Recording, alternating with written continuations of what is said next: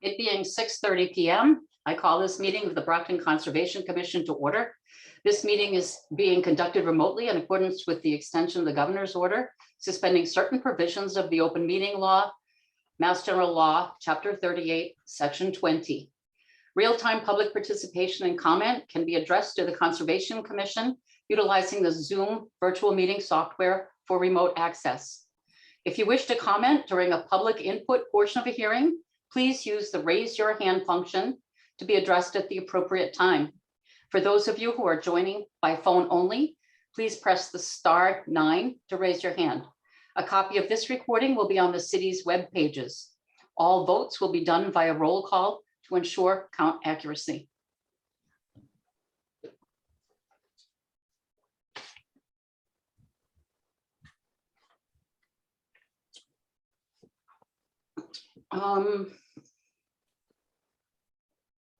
There are a couple of items that have actually been requested continuances till the September meeting. If that's okay with you, I would like to announce what those are now and make sure that that's okay, that we would continue those to the next meeting. The first item would be item number 3, and that's for Dunbar Street for a certificate of compliance. That item has been continued for 2 months so far without any update or any information coming from the applicant. Is it possible for me to hear a motion to table that item until an update is provided? Equal, so moved. Would it be possible for when the motions are made for you to restate the motion for the entry for it to be in its entirety? Sure. So I so move the continuance of Dunbar Street to have until there's an update. The continuance just continue to be expected. Recommendation would be to table the item back on the agenda whenever it is received. That's fine. Thank you. The motion has been heard. Can I hear your votes? I believe we need a second, Madam Chair. Second? Ruby, are you muted? I am, sorry. I second the motion to continue on September 21st for Dunbar Street. Okay, thank you. We'll take the vote. Voris, aye. Equal, aye. Clay, aye. Motion passes. The next continuance will be item number 4. It's a notice of intent for the NAP Center for Lynch Towing. Do I have a motion to continue that item to the September 21st meeting? I second the motion for the notice of intent for the towing facility of Lynch's. Ruby, do you make that motion? Yeah, oh, I'm sorry. I do here make the motion to table the Lynch's towing to September 21st meeting. I think we need to continue rather than table, correct? Continue the meeting. Okay. Thank you. A second? Equal, second. Thank you. The motion's been made. Voris, aye. Equal, aye. Clay, aye. And the motion passes. Okay. The next item on the agenda is an enforcement order update for map 181042 Claremont Avenue. For those that are in attendance, I don't see any attendees on my screen. Are there attendees for this? Madam Chair, you might need to click the participants button at the bottom of your Zoom window to bring up that window. Okay, that's wonderful. Thank you. And attendees. Okay, thank you. For those that are in attendance, please note that this is an enforcement order update. It's already been issued by the commission. It's just a follow-up discussion to ensure that there is compliance with the enforcement order. Is there a representative available for Claremont Avenue?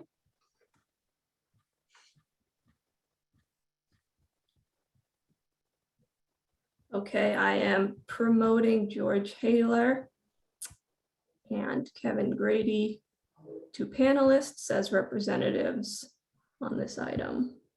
Kevin Grady. Thank you, Megan.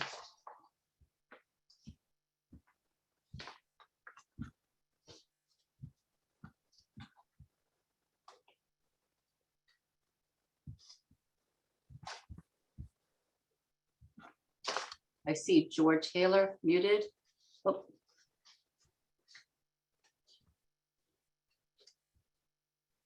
Hi, George. All right, good. I think we're there. Good evening. This is George Heiler. I'm an attorney for New Height Builders of Mass, LLC. With me tonight is Kevin Grady, professional engineer who prepared the plans that were submitted in response to this this enforcement order. Again, we're here to discuss only that parcel on the assessors map 181-042. And I appreciate I'd like to say, Megan, thank you for the response and your critique of our initial filing. Because of time constraints, we didn't get you our responses to those your comments until early this afternoon. Did you get a copy of that? Yes, we received a copy of your follow-up responses. It has been added to the commission file for this item. Okay, and so what I'll just add to our comments is these issues that were addressed in the August 8th, 2022 enforcement order update that was sent by Megan. There were 1, 2, 3, I would say 4 bullets that we wanted to address. And I believe I'll let Kevin Grady take the floor on this to explain what we're doing. But also, the only issue I will bring up is to confirm that we're going to address all your requests. Okay, and they can be put into a plan or just a response by letter. And once we get the approval of the commission, we can move forward on addressing this unfortunate situation regarding a buffer area within the 100-foot buffer area. The only thing I'll add is there's one person here that will be involved in this process, and that is a licensed site professional named Brian Klingler of Conoco Environmental. He will be present, as I said in the letter, response letter that was sent today, August 17th.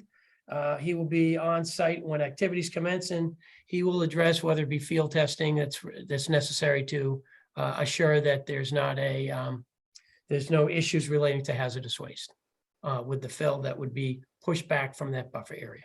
Okay, with that, the floor is to Kevin Grady, just to present to the commission what other issues will be addressed.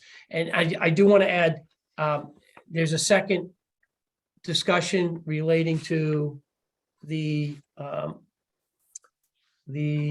excuse me for a second. RDA. Yes, yeah, from the sports complex parcel, that's a separate issue. And I think I'll have Kevin Grady address that also, since we discussed that just a few minutes ago. Thank you for your time. Thanks, George. I'm basically just going to respond to Megan's 4 points real quickly that she had on the enforcement order. We responded previously. She had 4 additional points that she requested additional information. First, she asked if we could confirm that erosion control measures were installed, and they were. Ramco company installed silt fence and a silt sock at the toe of slope at the back of the berm that was requested. Megan requested logs and data sheets along with the wetlands report.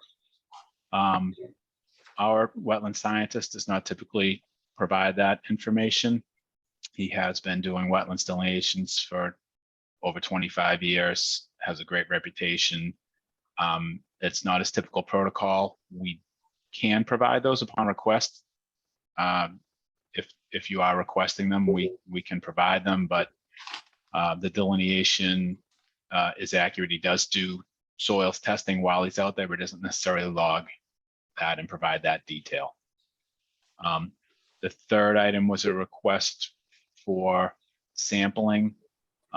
As Attorney Heiler indicated, we have hired an LSP who is overseeing any issues with hazardous waste, and they will be highlighted and dealt with under their typical protocols. And then the proposed drainage areas that were indicated in your comments. Those drainage areas are a carryover from a concept plan that we were looking at for the owner. I don't believe they're necessary at this time for this phase of the project. What happens out there now is that stormwater runs across the site and runs up against a earthen berm that was constructed. The earthen berm that is out there restricts the flow of stormwater off of the property and restricts the water from running to the wetlands resource area. All runoff that is on the top of the plateau gets held back by that earthen berm and is infiltrated. So there's no direct runoff from the plateau of the site to the resource area.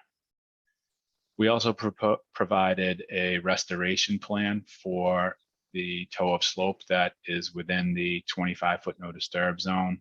We're proposing to pull that back and also stabilize the embankment that's within the 100-foot buffer zone with conservation buffer zone seed mix to stabilize it. The slope has been stable. It has not been eroding. It's been in the same place for a few years. And I guess I will leave it at that and take any questions the commission has, or if George wants to add anything else. I'm fine. We're here to answer any questions, particularly since this is an enforcement order. We're just attempting to comply with the commission's request. Okay, Thank you. I do have to say that I did not personally get to see the updated information that you provided to Megan. I guess you said it was sent today. Is that correct? Yeah, it's just in the form of a letter. It's a simple letter. Oh, No more complex than what we had just presented. mhm. Okay, Megan, I probably should have asked you to report first. But is there anything that you would like to add or perhaps clarify for us? Sure. Yes, it's totally normal. Generally, I will give my reports following the initial presentation, so there's no issue there. Just to follow up on what was discussed, so the points brought up for my report, that is the report dated August 8th, and it was my initial review of the restoration plan and other documentation. And so my first review was to confirm whether all aspects of the required mitigation measures under the enforcement order have been addressed. So first, confirming that the erosion control barrier has been installed along the existing toe of slope, which we have been informed that it has. Next was in relation to the wetland delineation. So specifically in the enforcement order, required mitigation measure 3A1 stated that the wetland delineation report would include vegetation and soil sampling logs for sample plots up and down gradient of the edge of the existing disturbance footprint. Generally, it is standard when reviewing a delineation under Mass DEP's standards for vegetation and soils that logs should be available if the commission requests them, particularly in cases like this where there have been disturbance. I think it is a good due diligence of the commission to have all of the details available on that delineation to make sure that the boundary that the commission eventually will be confirming is accurate with what information is available despite any disturbance on the site.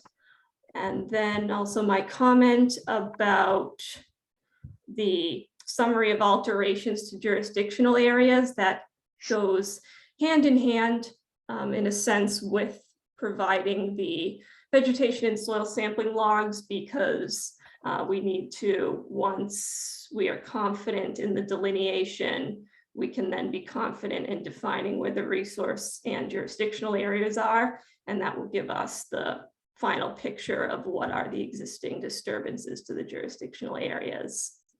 And then I also mentioned, along with the fill management plan, as was mentioned, we will need to see a protocol or schedule for the sampling of the materials on site as part of the fill management plan. And then finally, my comments just in reviewing the restoration plan itself, asking for clarification about what's being shown and what's being proposed. Based on the letter I reviewed this afternoon, it looks like they are proposing a restoration area for the 25-foot buffer zone. So that would include removing the existing fill from the 25-foot buffer zone and restabilizing it with a planting plan.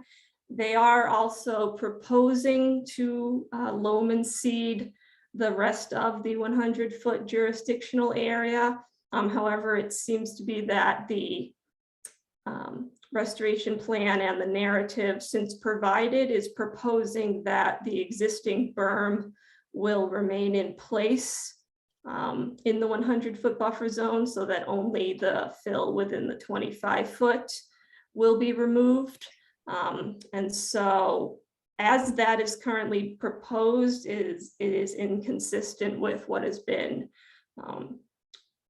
required under the enforcement order. So the enforcement order measure 3B2 asks for that the fill management plan include a proposal to remove existing fill within the wetland resource area and or the 100-foot buffer zone associated with the earthen berm and the gravel and debris piles. So the original order, as stated, was asking for a restoration plan that includes removal of fill associated with the debris piles and the berm from the 100-foot buffer zone. So the entire 100-foot buffer zone, including the 25-foot buffer zone, and then any encroachment into the resource area itself, should it exist. And we've received the follow-up about those drainage areas shown on the plan, that they are proposed but are not required, or are not being proposed as being necessary or required. I would still make my comment that any sort of drainage work, be it those drainage areas, those outfall structures, and even the berm itself, would all be considered site improvements in the sense that they are changes to the site, even if they are changes for the better in terms of drainage. They are site improvements, site changes that need to be reviewed and approved through a notice of intent procedure. So at this time, based on what we have been shown, I cannot recommend that the Conservation Commission vote to approve this restoration plan as a restoration plan. As I've outlined, there are details that were required under the order that still needed to be provided. And again, the question of the restoration within the 100-foot buffer zone. To truly have a restoration plan of the 100-foot buffer zone, it means the 100-foot buffer zone needs to be restored to pre-alteration conditions, which means that we cannot approve a restoration plan that proposes to leave portions of the berm in the 100-foot buffer zone. So if it is the applicant and his representative's position that the berm is necessary to protect the wetland resource area, and that's why it's being currently proposed to be left in place, the commission is going to need a substantiation of that claim, because again, at this time, the commission is asking for restoration of the 100-foot buffer zone. So at this time, I think the commission should keep the enforcement order open, and should we receive, or when we receive, revised plans and responses to the comments we're bringing up tonight, the commission can reassess whether the restoration plan is adequate to approve as a restoration plan. And again, looking forward, I would recommend that if any site improvements are going to be proposed within jurisdictional areas, then the commission needs to see them in the form of a notice of intent and review them through the standard procedure that way. So the opportunity to retain the berm, or as you're indicating, site improvements, is through a notice of intent. We can file a notice of intent concurrent with this enforcement order. And just to be clear, the applicant is fully on board with working with the commission. We're just looking to get the right avenue and be on the same page. We didn't want to file a notice of intent and have the enforcement order at the same time. We just wanted to make sure that that's the avenue that the commission would like to see if we are proposing site improvements.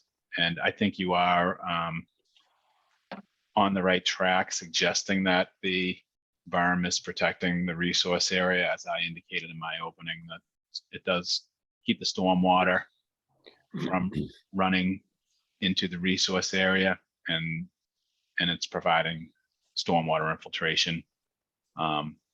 We haven't had any overflow over the edge of that plateau because of that berm. So just as a matter of process, I wanted to make sure that was the way you wanted to proceed. So I will leave it up to the commission as we continue going forward. Again, that this time my recommendation is yes, so they cannot approve the restoration plan as it is. Okay.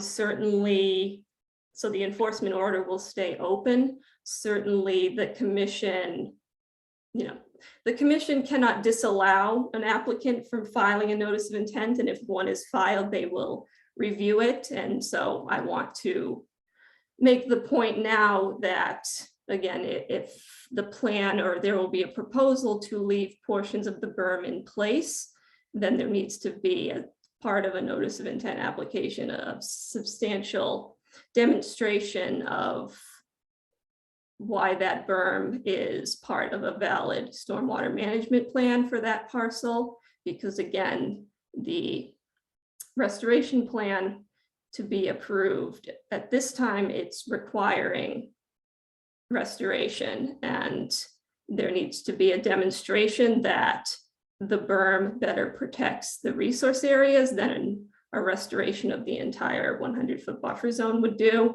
And so certainly as of tonight, that has not been demonstrated, which is why I'm recommending the commission leave the enforcement order open at this time. So it's my understanding, Megan, thank you for the clarification. It's my understanding that the 100-foot buffer, that where there was an encroachment, you want that removed, which would include not just the toe, but any existing, the berm, any existing part of the berm that's within that jurisdictional 100-foot line, correct? Yes, the enforcement order requires a fill management plan that proposes removing existing fill associated with the debris piles and the berm from the 100-foot buffer zone. And so again, I know it is a large berm. And so if the berm is being proposed to be kept in place or reinforced in other areas on the site, within that vicinity or near that vicinity, then again, that would need to be Yeah. proposed as a notice of intent. So, right, and it might, my concern in addressing that, the berm at this time is not to state the obvious, but the goal on that parcel, 181-042 assessors map, is to remove the material that's on the property. And I think it would be prudent for the commission to, if there's a functional aspect of that berm that's going on right now, while there's efforts to begin removal of those piles that are on the other side of the berm. So the berm lies between the buffer area and the piles, and it's more of a temporary nature, since that berm will eventually be removed once those piles are taken off the property. So I'm in agreement with your comments that the berm should be removed to its natural state if it's within the buffer area. It's a question of when. If we're removing those piles of material, it would be prudent to keep that berm there so it performs that function of preventing runoff from going into the buffer area. And again, scheduling is everything in something of this type of enforcement action. And I think that we can come back and present you with maybe an alternatives of removing, and Kevin, maybe you can address this regarding removing the berm once, agreeing to remove the berm once those piles are removed. Therefore, that function of the berm is no longer necessary. I'm just throwing it out there. Yeah, I think they've given us enough information to discuss this internally on our side, but at the same time, I just want to know what the process is. I have a good idea on how to approach this. If it's a notice of intent, we can discuss how the berm does benefit the site, which we've discussed. We can talk about consequential impacts of retaining the fill on site and how that it's not adversely impacting the functions of the wetland and the protected interests. We can put together an entire narrative to discuss that. And I'm hopeful that the commission is open to that discussion. And I don't know how familiar you are with the site, the history of this site, but it's been a gravel removal yard for many years. It was actually a baseball field in the area where we're showing bordering vegetated wetlands as, within the last 20 years, there was a baseball field there. The wetlands are actually moving toward the processing yard. If you look back in any of your files on, I think it's Claremont Street, there has been filings in that vicinity, and there's also aerial footage, historical aerial footage that shows that that was not historically a wetland up as far as it is today.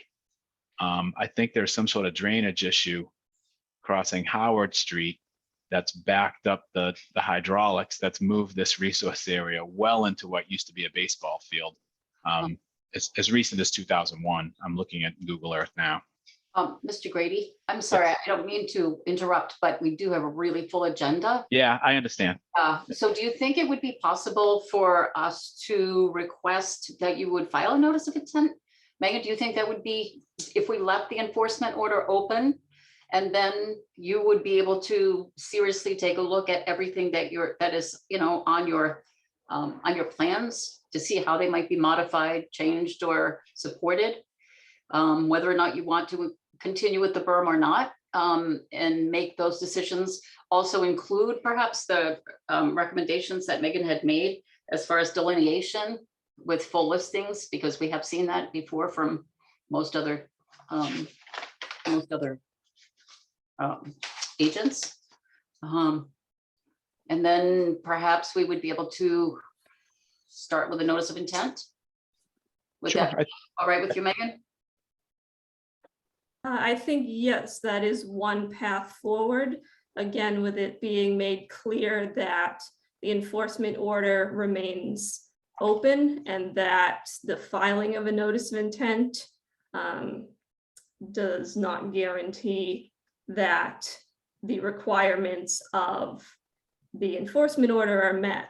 So I think the applicant should keep in mind that a notice of intent can be filed, but it should be filed and include information that the requirements of the enforcement order can also be satisfied, or else the enforcement will remain open regardless of an additional filing. That's, I agree. Ruby or Again, Laura? we could do that. Ruby or can do Laura, do you have any questions? No, I did not. No, I don't. Okay. Then I would entertain a motion then that the enforcement order be maintained and that a notice of intent be filed for future development of the site. All right, I make a motion to leave the enforcement order open. And then to proceed with, if it's up to the party, that if they want to do a notice of intent as detailed as possible, and present us with that information, preferably quickly, because there is, I think we have to acknowledge that this is something that's ongoing and we would like to see some action on, this subject. There's a lot of people that are affected, and so we want to keep it moving. So hopefully we would be able to hear back from you rather quickly in the September 21st meeting, if that's possible, with as much detail about the plans, and if a notice of intent is something that you think is the right action for you and your client. And I second the motion. Motion has been made and seconded. Boris, aye. Beekler, aye. Clay, I.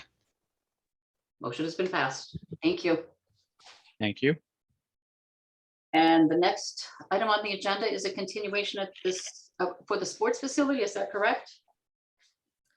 This is a new, yes, it is a new hearing for a request for determination. Okay. And this is a determination of applicability, correct? Yes. Megan, would you be able to go first, only because I just kind of, just because it's associated with the compliance and it's that same piece of property, the same area? Sure, yes, and just to, so introduce and to clarify, so there is some overlap between the previous site and the site included under the RDA. So on our previous item, we were referring specifically to an enforcement order on map 181, parcel 42, the areas of it that are jurisdictional to the Conservation Commission. This RDA is for several parcels, including a portion of this same parcel, parcel 42. So the RDA, a request for determination, has been submitted requesting the Commission's jurisdiction, or the Commission's determination of whether the Wetlands Protection Act is applicable to the project being described as the sports complex. So they submitted, along with this request for determination, a site plan of 9 sheets showing the various layout details of this proposed project. On this plan set, the one that's titled just site plan, with the 9 sheets with the July date. It shows a limit of work with an erosion control barrier for the sports complex, based on the jurisdictional areas under the Wetlands Protection Act. They are proposing a limit of work that is more than 100 feet away from the boundary of the 100-foot buffer zone to the bordering vegetated wetland. So based on that, that would support a negative determination from the commission, specifically a -4 determination, because based on that site plan, the work described in the request is not within an area subject to protection under the act, including the buffer zone, and therefore does not require filing a notice of intent. However, I did include in my report the comment that as part of their RDA submission, the applicant also provided a stormwater pollution prevention plan set of 4 sheets dated June 2022. And on that plan set, they are showing an additional erosion control barrier along essentially the toe of the slope of the berm on parcel 42. And there are also some highlighted notes indicating work on the berm. So at this time, my comment was that the applicant should address this discrepancy between the 2 plans, because they are asking the commission to determine if the work is subject to the Wetlands Protection Act, and the commission will not be able to do that unless they can be provided with a set of plans that are consistent between them. If a consistent set of plans cannot be provided, then the commission will have to vote on the most, essentially the most conservative set of plans. But it was my recommendation that the applicant take another look and make sure that they are sure on what they are proposing in terms of the sports complex project, so that the commission can make an accurate determination of the applicability of the Wetlands Protection Act. Thank you, Megan. Mr. Grady, do you have a copy of that plan? Yeah, can I share a screen? I believe so. Sure, and while he's looking at that, I just want to make a note that you're absolutely right. This RDA does not need some of these other conflicts within it. So this parcel, what's going on, this request for determination of applicability should not overlap with the other parcel, which would be, when I say the other parcel, I mean 118-042 Claremont Ave. Just for the just to put that on the record. So Kevin, with that said, that we'll be cleaning up this plan and resubmitting it to the commission in the next week, before the next meeting, if that's feasible for you. For me, absolutely. Okay. We submitted this RDA plan that shows the limit of work associated with the sports complex. As you know, we've had 2 meetings tonight that there is a little bit of a connection between the 2. There's some overlap between the 2. Mr. Grady, could you possibly point that out with the cursor? Would you be able to? Sure, maybe this sheet There it is the best one to. Mhm. So the berm that we keep discussing Right. is this area in here. Okay, the shaded area is what the sports complex limits are. There's an enforcement order that's required us to show erosion control. Kind of getting in the weeds here, but we, in our CAD, we use a layer for erosion control. So they tend to follow through on multiple sets of plans. The intent on the SWIP, which is an EPA document, an EPA application for construction general permit, we were showing all erosion controls that may be included on the site. As far as the RDA goes, we submitted the plan that's screen shared before you. This is what we submitted as the RDA. The SWIP is a separate document that goes to the EPA. Mhm. We're assuming in that document that at some point we were going to have a restoration plan because there's an enforcement order. So we included additional erosion controls on the EPA's plan. As far as the commission, the plan we submitted to the commission, we are showing this dashed red line, which is our proposed limit of work and erosion control. The green highlight is the limit of essentially the same thing. That's the grassed area. As you can see over here is the wetlands resource area that we've delineated. You Mhm. just try to zoom in a touch.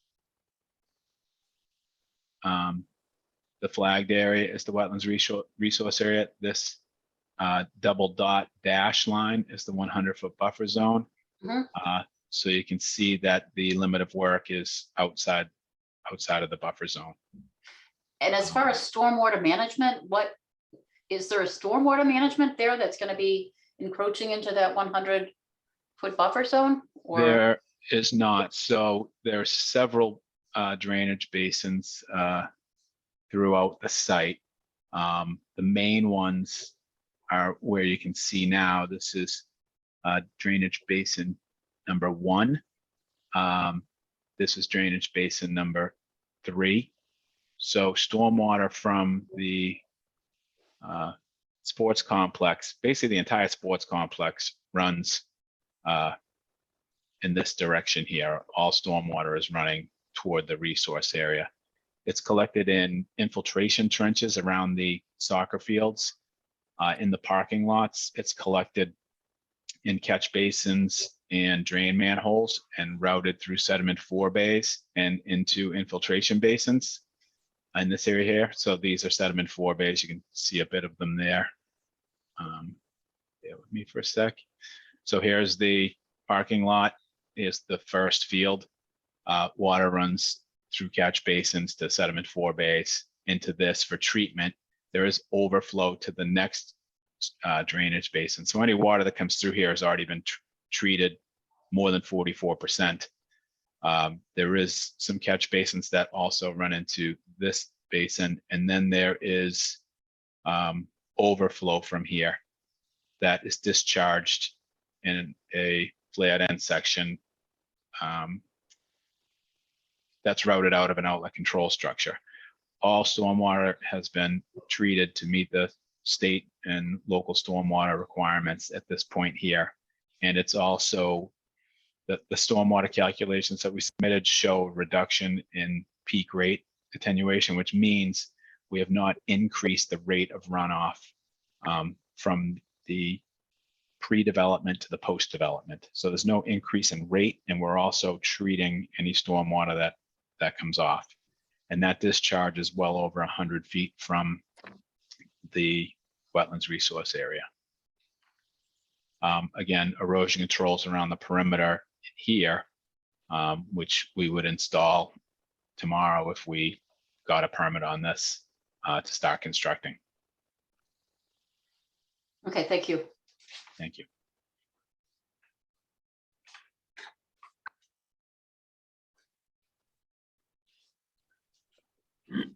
Commissioners?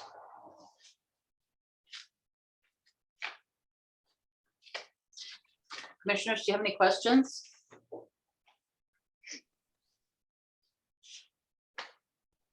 Not at this time for myself, no. I don't have any at this time. And so, Mr. Haler, Mr. Grady, will you go forward and then resubmit these plans? Is that what you're? Yeah, I think yes, absolutely. the overlap will be addressed in a set of plans that will clarify that the two parcels are separate and that this particular project, based on what was just represented by Kevin Grady, that's outside the jurisdiction of the commission. And again, the comments that are and conclusions that were made by Megan on this set of plans will be addressed. And next time we come back, there'll be less questions and comments, I hope. Okay. So so that would be clarified and postponed till the next meeting. Is that correct? I just have a question though. If we're going to have a restoration plan with an erosion control barrier that's actually already set, I should remove that from this plan in order to allow you to give us a negative determination on what we're proposing as the sports complex? Because this portion, again, is separate. It's subject to the enforcement order and potentially a separate notice of intent. I think the commission has the ability at this point to indicate that there is to issue a negative determination based on what's presented here. I think the two are clearly separate. Megan? Based on that, I would just reiterate what was included in my report. Again, currently what was submitted for this RDA was a site plan set of 9 sheets from July 2022 showing the limit of work as discussed. We also received a stormwater pollution prevention plan set, which were to assume was for the sports complex, which showed a different erosion control barrier and additional notations of extra or work on the berm on parcel 42. So again, that discrepancy needs to be addressed. So either the stormwater prevention plan for the sports complex needs to be revised to be consistent with the site plan set, or if the stormwater prevention plan set is the accurate plan for the sports complex, then the site plan needs to be adjusted to reflect that. But again, we were presented a site plan set and a stormwater pollution prevention plan, which would be required based on the size of the project being proposed. So again, at this time, I think the commission needs to be presented with consistent plan sets in order to make their determination. Okay, we will revise. Okay, thank you very much. Thank you. Okay, have a wonderful evening. Thank you. You too.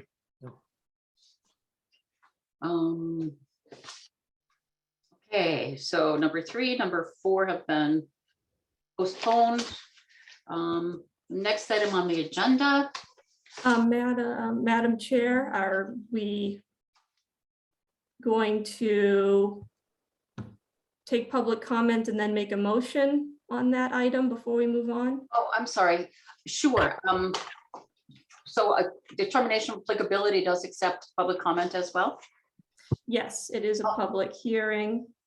It accepts public comment, and then it sounds like we will then be considering a motion to continue if one is made.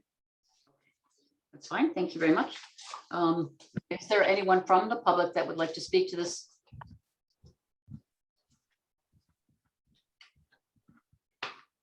To the sports complex? Michelle, you have been unmuted. You can unmute. great. yourself. Can you hear me? Yes, Okay, great. I think that there are a lot of people in attendance tonight. I don't know because I can't see the other folks that are here, which is the limitation of Zoom. I'm sure you all have had to deal with for some time. But my name is Michelle Dubois. I'm the state representative for the area. Prior to being the state representative, I've been the state representative for 8 years. And prior to that, I was a city councilor for Ward 6 for 10 years. I'm very familiar with the site. I'm very happy to hear that you're holding the line because this developer has multiple violations and plans have changed several times. And we see some hopping around of from DEP to the Conservation Commission to city councilors to different filings that portend different uses for this site. And so the calls I've been getting about that mound that you guys are talking about to protect conservation land, the neighbors do not want mountains of dirt behind their single family homes. We have a lot of, I listened and I heard that the attorney, and I'm not exactly sure what role Mr. Grady plays, but their comments, from the residents' perspective, that isn't a mound or a little hill. It's like a mountain of polluted debris that's come in off of random trucks with no permitting ever. There's never been a permit. The DEP currently has found that they were operating in illegal industrial use on that site. And you guys probably know better than I that they're under a demand order with the DEP to remove a lot of the materials on that site. None of this is what anything of what has been promised to the residents. So we would like, we are grateful to you we are grateful to you to be and ask you to be as stringent as you can be with the rules and make sure that this developer follows them, because his previous tactics on this site have been shown. This isn't my judgment. This is, you can look and make your own judgment from the multiple cease and desist orders. There's a judge that has a injunction against this company operating on this site. The DEP has an order, like I think it's a 60-day demand order that I'm happy to share with you if you don't have it, about illegal operations on the site.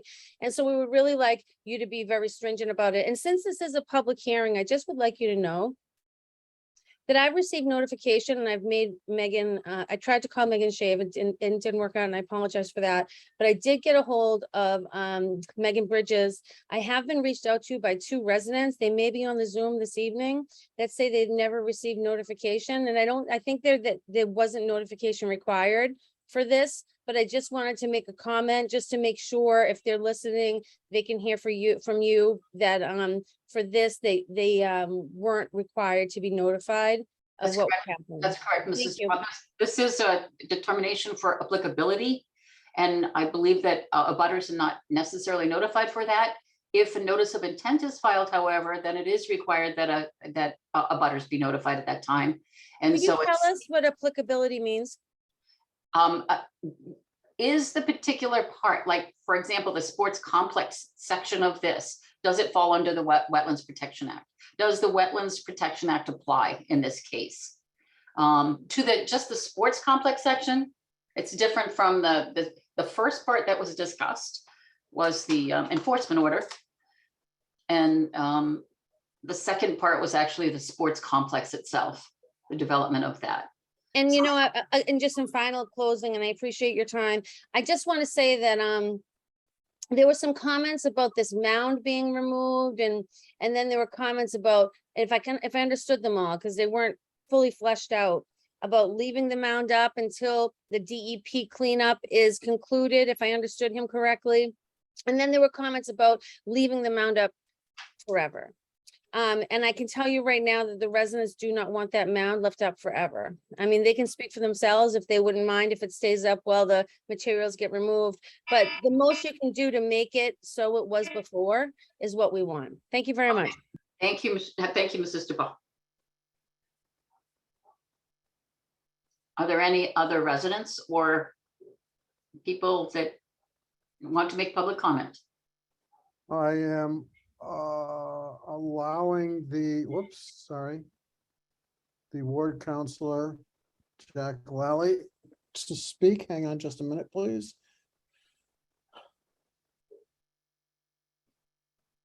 Oh, there. Mr. Lally, you should be able to speak now. All right. I got muted. Hang on. Sorry. Thank you, Mr. Director. In the interest of time, I know that Madam Chair, you have expressed concerns at the time. I'll keep it as brief as I can. Thank you. I have complete trust in our conservation agent and her judgment. And going back to the last item, I really do think, they tie together. I think it is prudent to hold off, action on this until the enforcement order is closed. They are two separate properties, but the public perception, and for good reason, is that they really are one, because it is supposed to be one project. There are two separate plans presented. It needs clarification.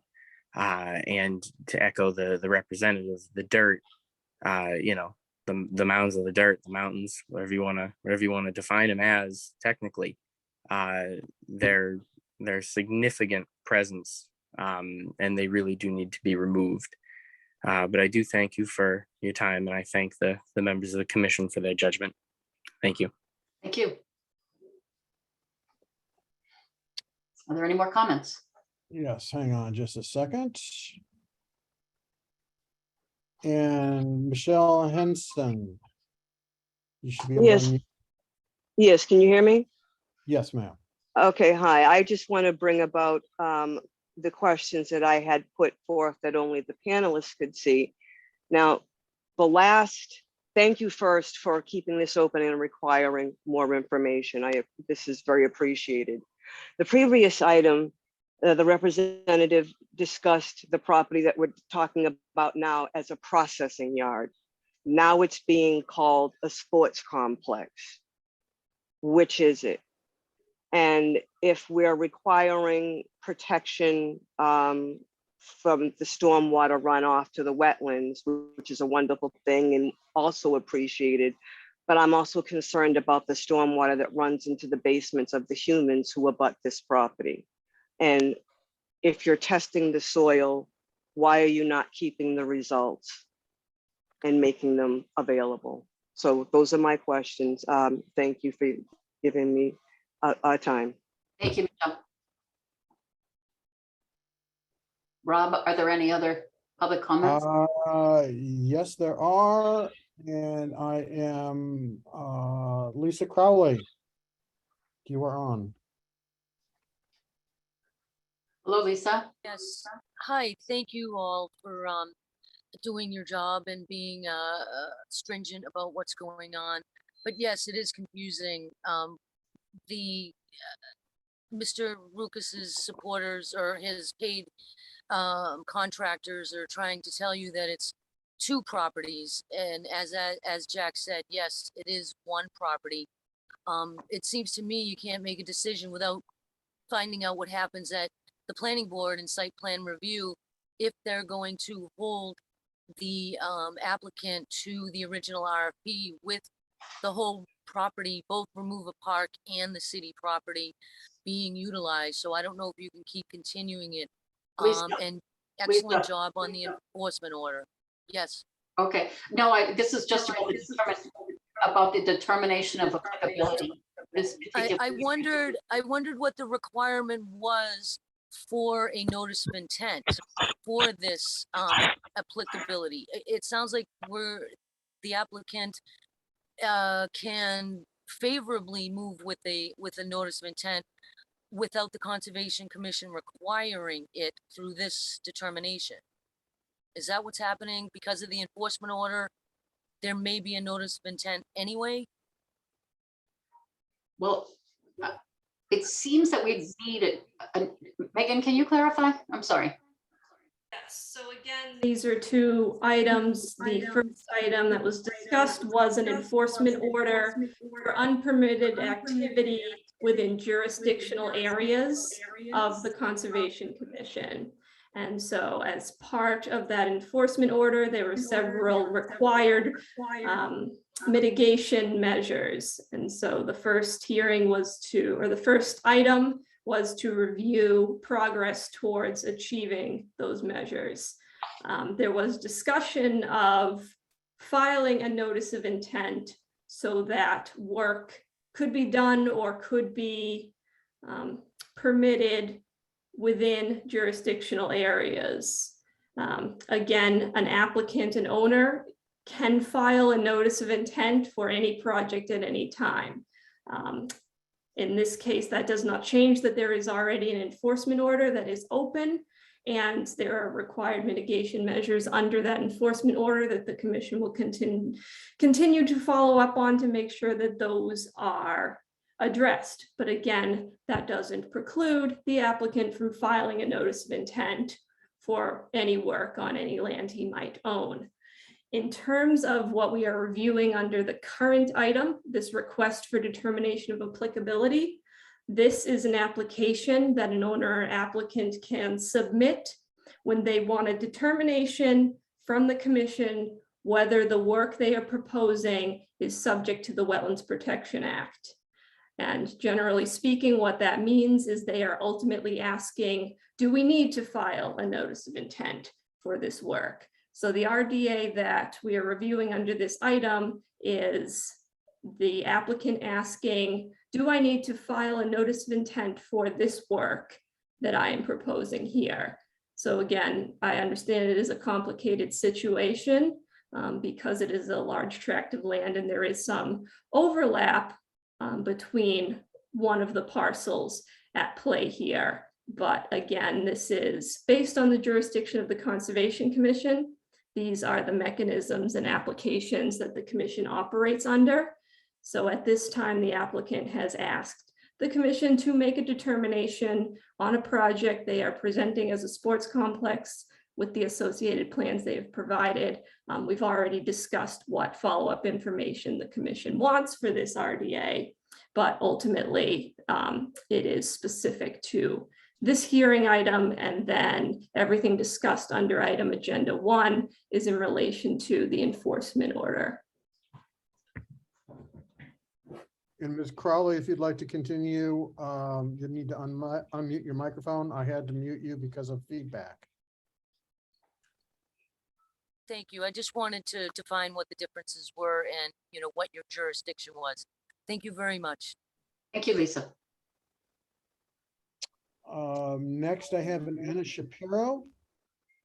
And Anna, you should be able to speak now. Hello, Anna. Oh, Anna's gone. Oh, gosh, Anna, sorry, hang on. There you go. Hi. So I'm just afraid whatever this developer proposes, he's not gonna do because he hasn't done whatever he proposed.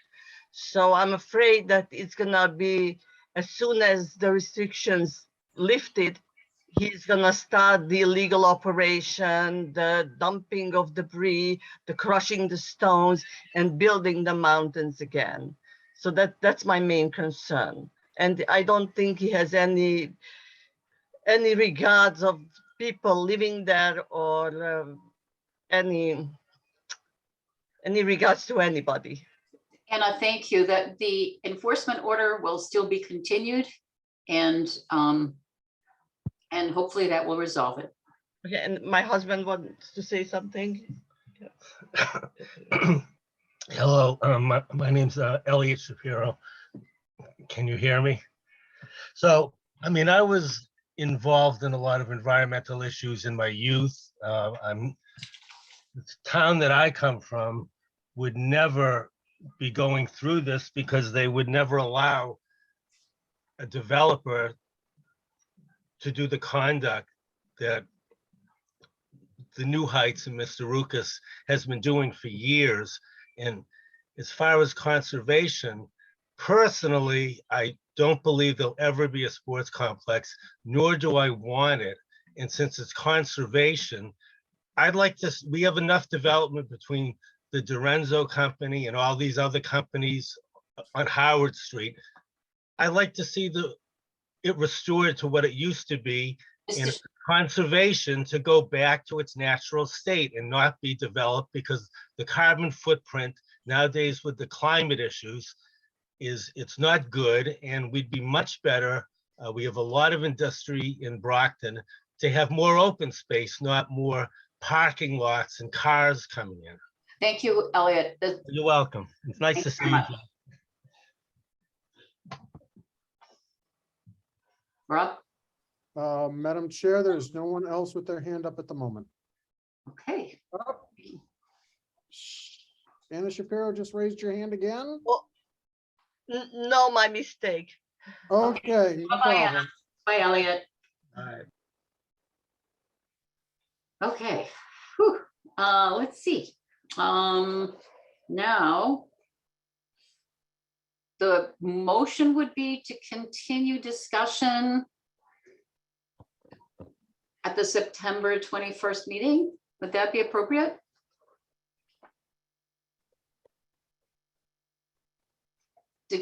We'll get revisions for the determinant of applicability or request for an NOI at that point. Is that correct, Megan? That was my understanding of the discussion. The applicant's representatives indicated that they will be addressing the comments I raised in my report and that we raised during discussion. And so hopefully, if the commission continues this to the September 21st meeting, we will be provided with adequate plans that the commission can make an accurate determination. Okay. I entertain a motion to continue the discussion of the sports complex on Howard Street to September 21st meeting. I make a motion to continue the conversation of the sports complex to the September 21st meeting and addressing the comments made tonight by the agent. I second the motion. Thank you. It's time for the vote. Voris, aye. Before I, Clay, aye. Motion passes. Thank you. Next on the agenda is notice of intent for Westgate Drive, 0 Westgate Drive. Let's see. Representatives from Strong Point Engineering, Carm Hospitality. I am promoting Stephanie Hogan from Strong Point as a representative on this hearing.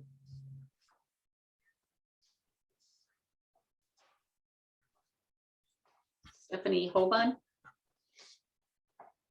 Stephanie. Hold on. Hi, Stephanie. Hello, good evening, everyone. So I know we were in front of you last month with our proposal for, hold on, let me see, can I share my screen?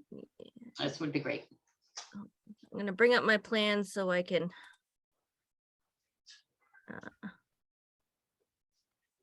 just, there we go, okay. For our site plan for Westgate Drive, our proposed hotel.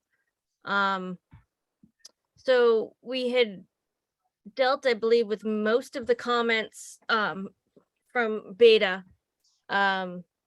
Just a quick reminder, so we've got the proposed hotel, the wetland resource areas are back over this way. So the review from Beta was pretty much all just stormwater review, as we're doing very minimal work within the buffer zone. The only pretty outstanding comments as of the last meeting were about test pits in the stormwater areas. So we have since gone out and advanced more test pits in the areas of the there we go, there's the zoom I'm looking for, in the areas of the proposed stormwater. So originally in the last submission to you, we were showing rooftop infiltration up in this area, and then stormwater infiltration in this area. We went out and the test pits in this area showed a lot of fill, which basically is whenever they cleared the area or possibly even built the road in the past, they kind of dumped everything at the base of this existing hill. So because the fill went down a good 6 or 7 feet, we redesigned and changed the size of this infiltration area down here to hold all of the stormwater and rooftop runoff. We added, so now we have 4 test pits within the area of this infiltration that all show that groundwater, we have more than enough separation to groundwater, and that we have good materials for infiltration there. And I believe that was the only outstanding comment from Beta, which they've now have deemed the project or their comment satisfied. And if you have any other questions or any other concerns, just let me know. Thank you. Megan, your report? Yes, so just to recap quickly, so again, yes, this is a notice of intent before the commission because a small portion of the proposed clearing work associated with the parking area is within the 100-foot buffer zone to a bordering vegetated wetland. As of the last meeting, I had no additional comments due to the distance from the wetland area and the existing topography that naturally contains the site currently. There don't seem to be any risks of encroachment further into the buffer zone or towards the resource area based on the plans provided. Again, the remaining comments were related to stormwater management and compliance with the stormwater management standards. So those revisions were made, the test pits as was discussed, and some additional design changes as suggested by Beta have been made. So at this time, I can confirm that all of Beta's stormwater comments have been addressed, and they conclude that the proposed project is in compliance with the stormwater management standards. They did recommend 4 special conditions related to providing follow-up housekeeping documents to the commission prior to the start of work, in addition to having an agent of the city view the excavations for the infiltration in order to reconfirm design assumptions. So I would support inclusion of those special conditions. So my recommendation would be that an order of conditions contain our standard special conditions, as well as Beta suggested comments, which I have outlined in my report. Thank you. Ruby or Laura, do you have any questions or comments at this time? No. No, none for me. Okay, thank you. Are there any members of the public that would like to comment on this item?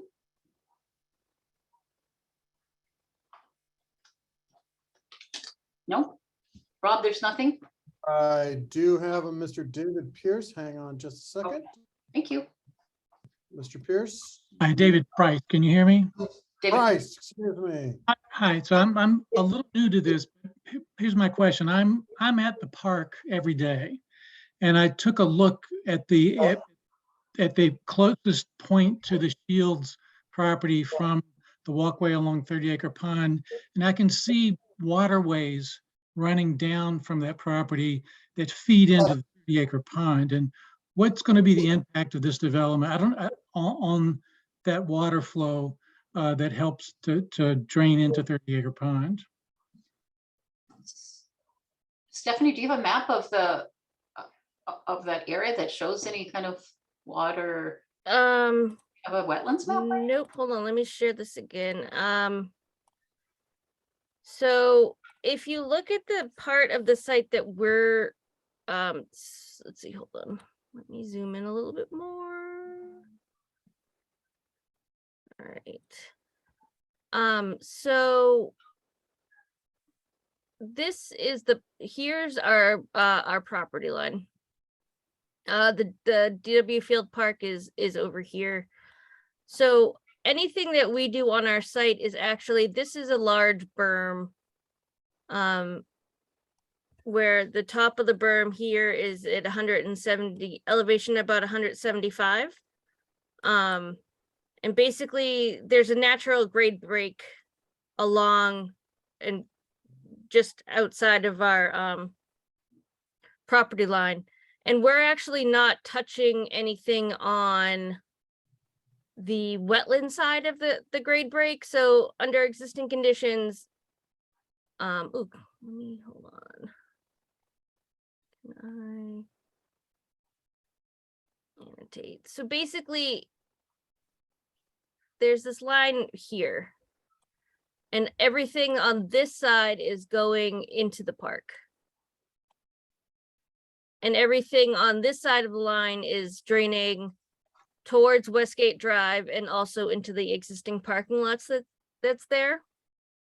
And under proposed conditions, I will go back to the next one, and I will show you on here again. So this is the same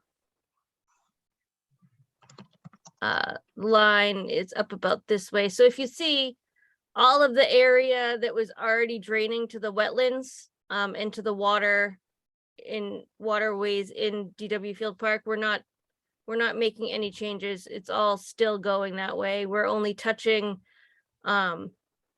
things on the Westgate side of that ridge. So we will have absolutely no effect on any of the stormwater or existing, water to the east of our property. If that answers your question. Mr. Price, you think?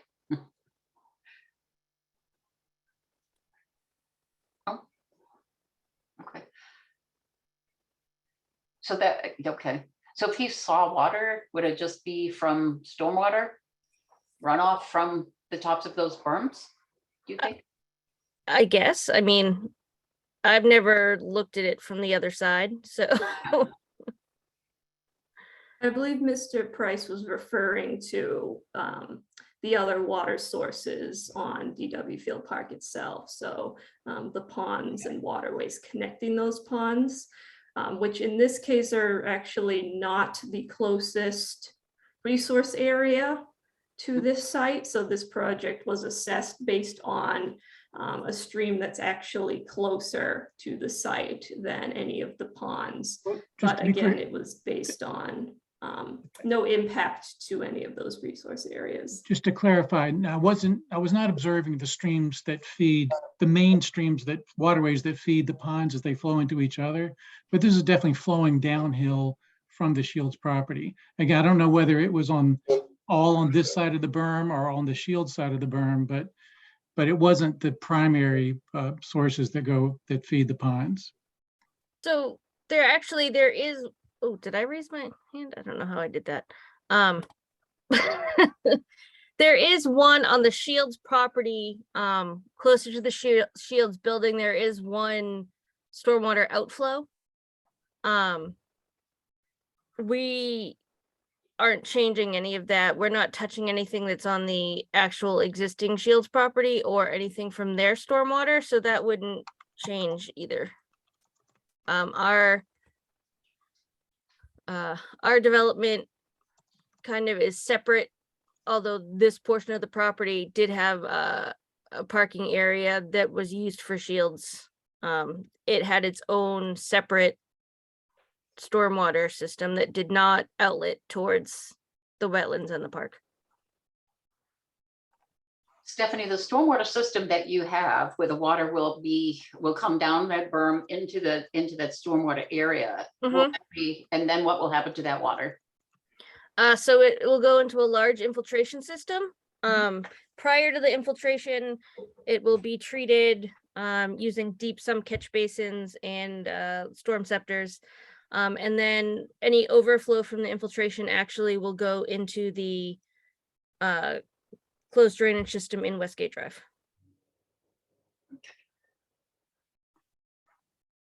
Megan, is there anything that you think might be an area of concern? At this time, no, again, Beta Group reviewed both existing and proposed watersheds and stormwater systems and found the proposed improvements to be in compliance with the stormwater management standards, which essentially means that this project is not going to negatively change the discharges of water leaving the property. Okay. Thank you. Thank you, Mr. Price. Thank you. Anna Shapiro.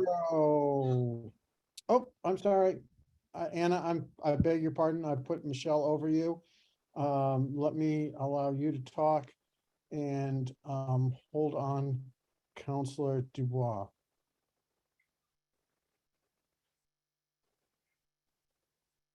Hi, I would just like to know how is the development gonna affect the wildlife at that area, DW Park area?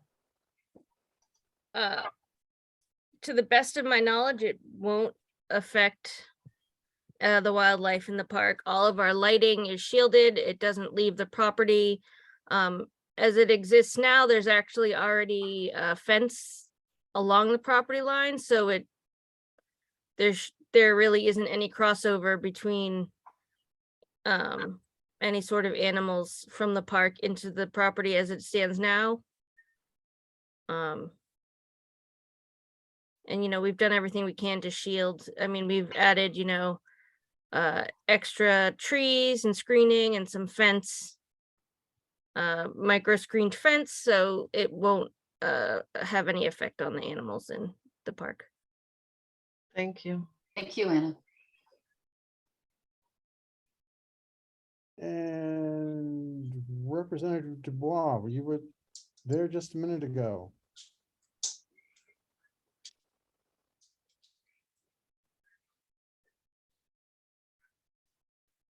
Ah, there she is. Go ahead, Representative Dubois. Thank you very much, Rob. Hi again, everyone. Michelle Dubois, 6 Bank Street. I'm a state rep for not this area, but I'm up at DW all the time. And I started fielding calls about this. So I'm not a Conservation Commission expert, and I appreciate the work you're doing. I just know that I'm just trying to understand what a notice of intent is and what the next steps are in this and where might this go? And do residents still have any, like, what is the purpose of residents participating in this part of the comment section? I'm just trying to understand a little bit more about what a notice of intent is. Megan? Right, so a notice of intent is filed when a project is being proposed that will alter a wetland resource area or will alter the buffer zone to a wetland resource area, with a few exceptions that are listed in the regulations of the Act. So for example, with this project, most of the project site is more than 100 feet from the nearest wetland resource area. However, the north, I believe it's the northeastern corner of the property does intersect with the 100-foot buffer zone of the nearest bordering vegetated wetland, and they are proposing to clear the existing vegetation in a portion of that area that is within the 100-foot buffer zone. And because of that, and because it does not trigger any of the exceptions for filing a notice of intent, they were required under the Wetlands Protection Act to file a notice of intent for this project.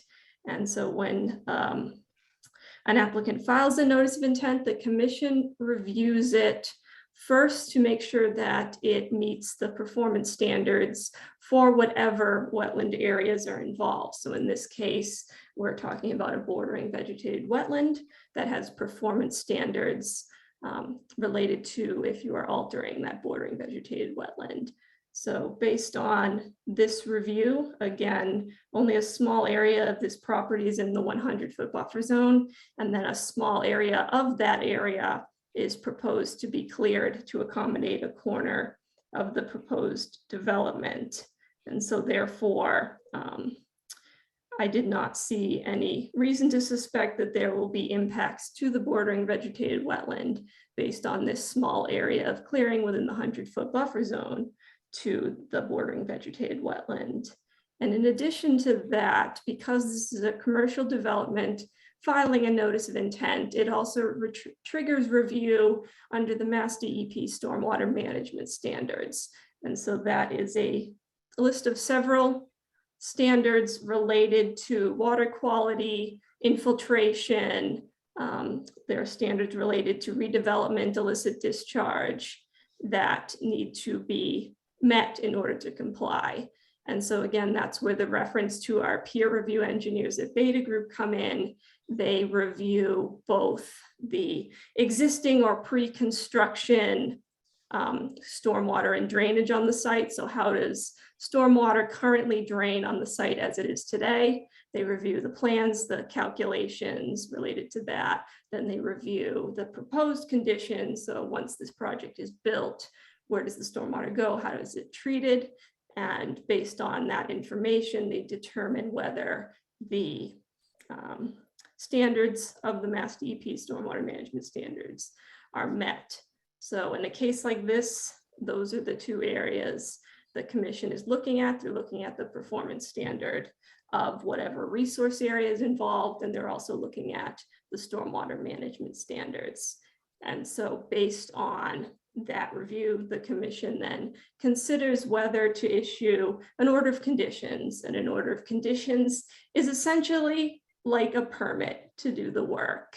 And it's called an order of conditions because within that permit is a list of both general conditions that are included with all projects and also special conditions, which are conditions specific to this project that the commission thinks need to be included in the permit to make sure that both the resource area, again, is protected and the stormwater management standards are met. So as we discussed, we are suggesting both our standard, or I'm suggesting both our standard special conditions, and then our peer review engineers at Beta Group have suggested 4 additional special conditions, again, just to further ensure that the stormwater management standards are met both during construction and then under post-construction conditions. And so ultimately that's what's being reviewed here. And again, as we noted at the beginning, this is actually the second meeting where we are discussing this hearing. So there was additional discussion that happened when this hearing opened at the July meeting. And so again, there were comments, questions to address that were addressed and then discussed as we did at this hearing, at this meeting. Well, thank you so much. I really appreciate that so much. That was such a thorough, it makes me feel like I understand this whole process so much more, and I'm grateful for that. Could you put in your order of conditions to restrict any encroachment in the 100-foot buffer period end? If you could, I would request that you do that. There's been we've moved heaven and earth to allow this hotel, given variances right next to the best thing Brockton has to offer, which is a park, which right now doesn't have a hotel that are gonna have, it's definitely gonna impact it. So I guess if you could do that, I am requesting that you put a condition that no work be done within the 100-foot buffer period. Would that rule, I don't know what that would do to this project, if there's only a small corner of it that you said is going to encroach it. I think they should just have to redesign it. Thank you very much. Thank you, Michelle. Megan, if I could, just add on to what you had said. After the order of conditions, Sorry, the, who's speaking, Rob? Is that the Rob? applicant, Yes, Oh, go yes, ahead. I'm sorry, it's Rob, sorry. After the applicant, gets the order of conditions and does the work, there is then a,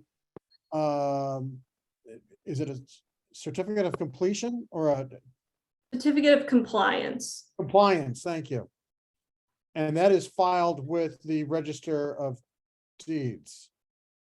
Yes, so the order of conditions itself needs to be filed with the Registry of Deeds so that it is attached to the property going forward, so that the order itself is recorded. And then in order to clear the title, so to speak, a certificate of compliance needs to be issued, which is then also recorded at the registry to accompany the order. Thank you. I just wanted the public to know that. And we also have another question from Michelle Henson. And you should be able to speak now, Michelle. Hi, thank you for recognizing me again. I just have a question about, I wasn't at the July meeting, so I apologize if this was already addressed, but I was wondering, is there a condition requiring the hotel to maintain cleanup? If you're gonna have the public, there's always trash. You can't avoid that.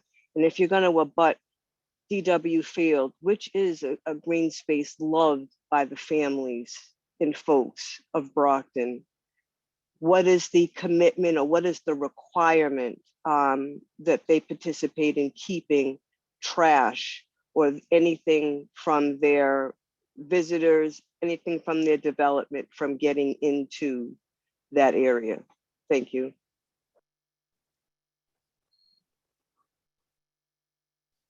Is that within? Go ahead, Megan.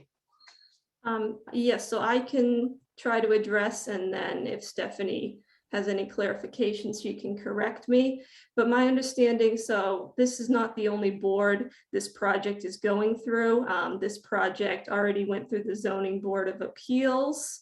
And as part of the zoning decision, that is where the requirement of the fence with the micro mesh was required. And my understanding is the ZBA required that first and foremost, in order to, in cases of littering on the site, to at minimum contain the littering on the property so that it does not enter DW Field Park, which benefits the commission as well because the resource areas are also off property. So containing litter on the property would keep that litter also out of the wetland resource areas. And in terms of maintenance, this relates more to the stormwater management standards, but as part of stormwater management filings, the applicant is required to submit an operation and maintenance plan, and that plan will include post-construction maintenance.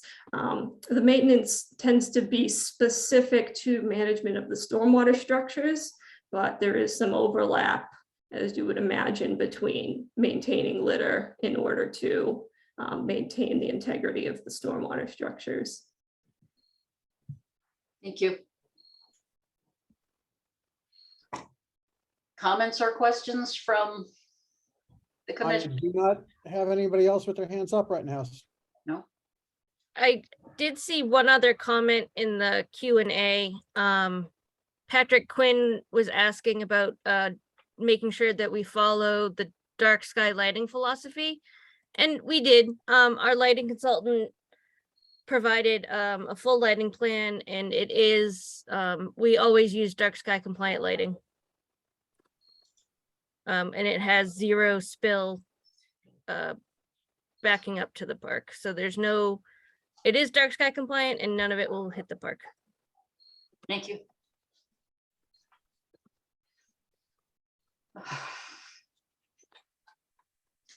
Okay, no further comments?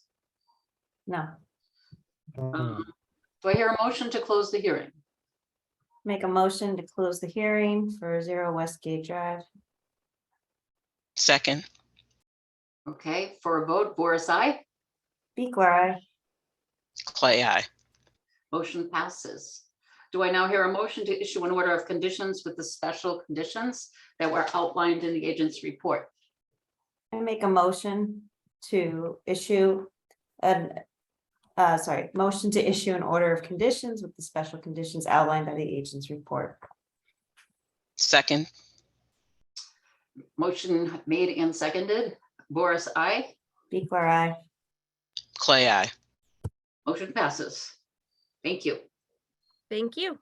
Thank you, Stephanie.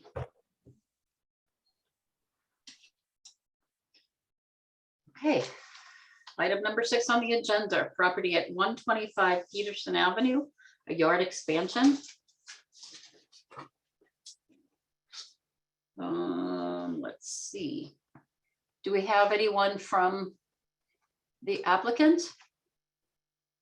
I am looking for either the applicant or any of the representatives from Outback Engineering. Okay, I see Greg Drake from Outback Engineering. And is Makey there? I do not see the applicant at this time, but if he is here and would raise his hand, I can recognize him. Good evening, Greg. Evening.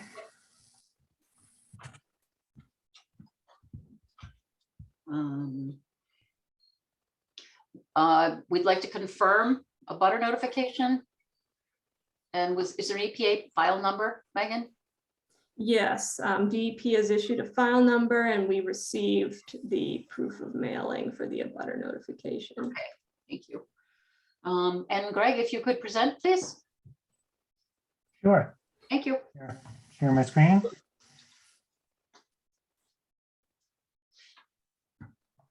And introduce yourself.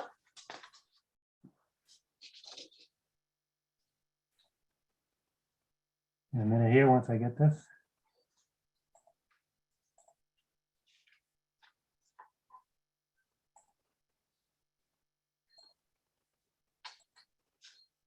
All right, there we go. All right, my name is Gregory Drake from Outback Engineering, representing Makey Fransong. Can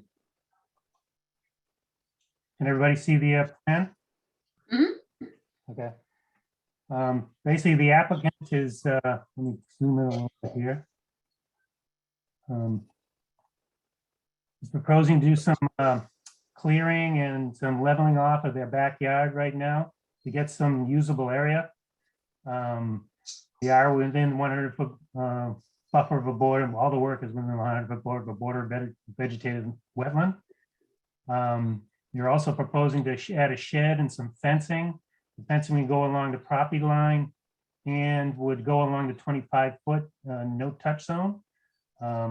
This would also basically, be a deterrent from any future work on the other side on the no-touch area. Basically, they're trying to get some usable space in their backyard. And I'll open it up to any questions that you may have. So is the white area the current yard space? And the green area is the area that you're expanding into? Is that Yeah. correct? Yep.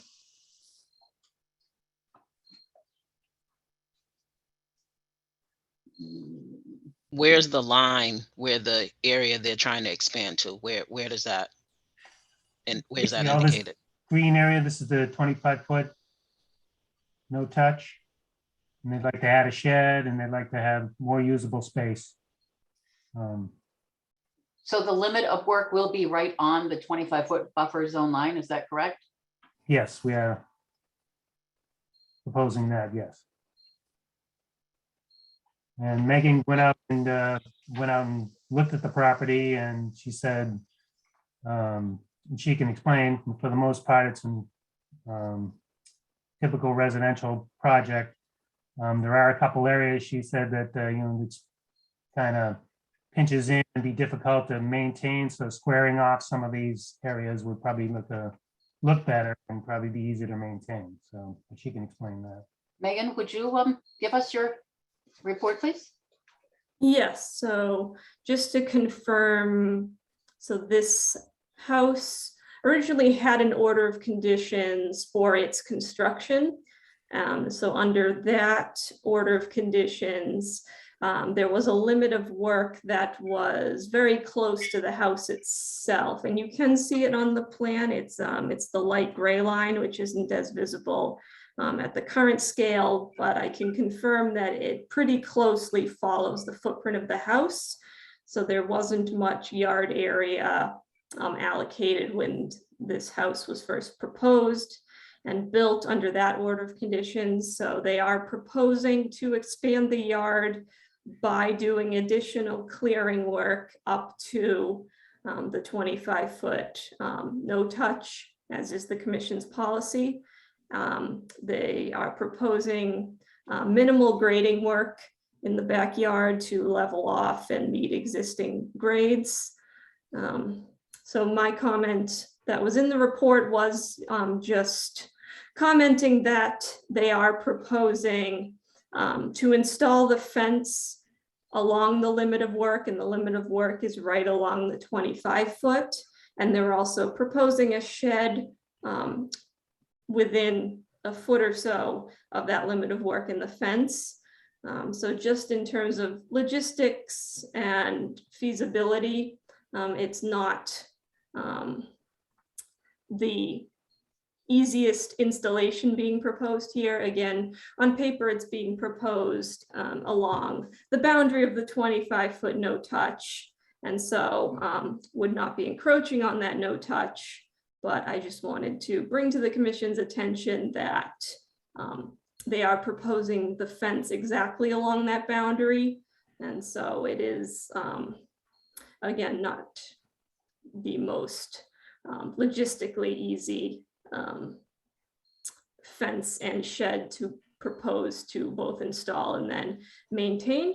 But that being said, if the commission is otherwise satisfied, I did recommend several special conditions that I think would further ensure protection of the bordering vegetated wetland in the case of this project. So going forward, that if an order of conditions is issued, that the limit of work be staked in the field prior to the start of any work, that the fence be installed on the upland side of the erosion control barrier, and that our limit of work markers still be installed. Even with the fence, we want to have those markers to make sure that there is a clear indication of where this limit of work is. So again, based on that, that is my recommendations. Again, as proposed, they are not encroaching into the 25-foot. So I only suggest that the commission consider their level of comfort with the proposed limit of work relative to the fence installation and the shed.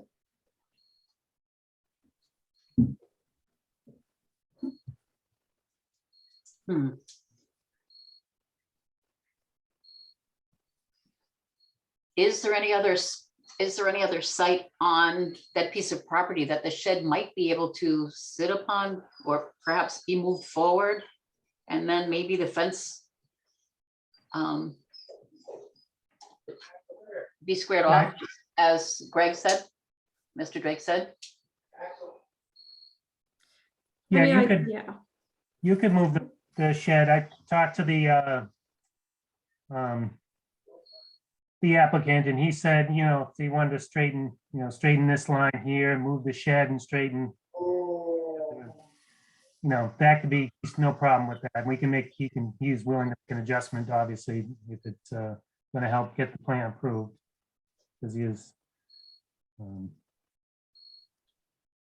I was thinking this line here and then moving the shed up and kind of straightening the line there as well. The shed could be ahead of it. So.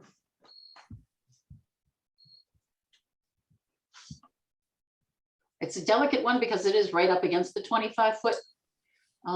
But we do appreciate the fact that, that I attempts are being made to meet all of the standards for conservation, so, and for the Wetlands Protection Act. Laura, Laura, Ruby? Yeah, the only thing I would say is that if they're open to moving it forward a bit, saying that it gives it an additional maybe foot or 2 feet from the 25 foot, I look at it from somebody who does a lot of yard work. That's a lot of different angles going on there, but that's up to them, the owner. My suggestion would be that if they are comfortable with maybe bringing it forward just a bit, I think that it's highly commendable that they came prepared like they did. So that's all I have to say, but I wouldn't say that it's if they're interested in moving it forward, I would like to hear from the other, what everyone else's thoughts are, but I think it would be something that might be a little bit easier to bring forward. Yeah, I agree. I think if they brought it forward, that would make it a little bit better, since it's already pushing up against the 25-foot buffer zone. I think whatever we can do a little bit to appease it some, I think that would be in the best interest of the project. Mm-hmm. And perhaps to square off the fencing too. Exactly. Yeah. Okay, are there any comments at all from the public?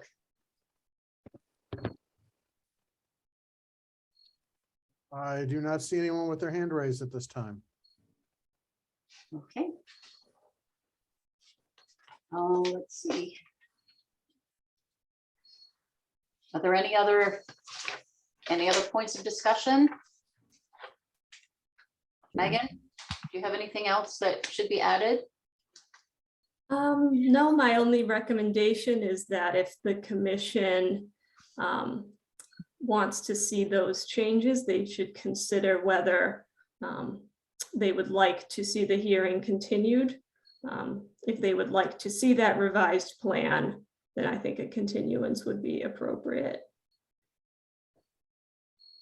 Mr. Drake, would that be a problem with coming forward next at the next meeting with a revised plan? We certainly can do that if it's not possible to, approve it with in the conditions, then we'd be happy to come back with the revised plan, whatever the commission is, either way. Okay, I entertain a motion to continue till the next meeting to accept the revised plan as stated. I make a motion to continue to see the September 21st meeting, to see the revised plan. I second. Okay, motion has been made and seconded. Voris, aye. Equal eye. Clay, aye. Mr. Drake, we'll see you next month and hopefully everything will go through very smoothly. I hope so too. Thank you very much. Thank you. Thank you. Number 7 on the agenda. We need a 7th inning stretch. Map 003049 Pleasant Street, 40B apartment complex with stormwater infrastructure in Brockton.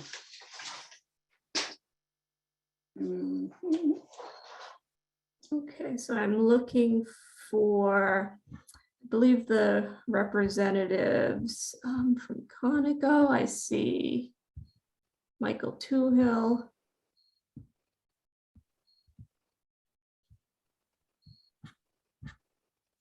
If there's anyone else, either from Conoco or Blackledge, if you could raise your hand, I can find you faster. But I have Michael Toohill.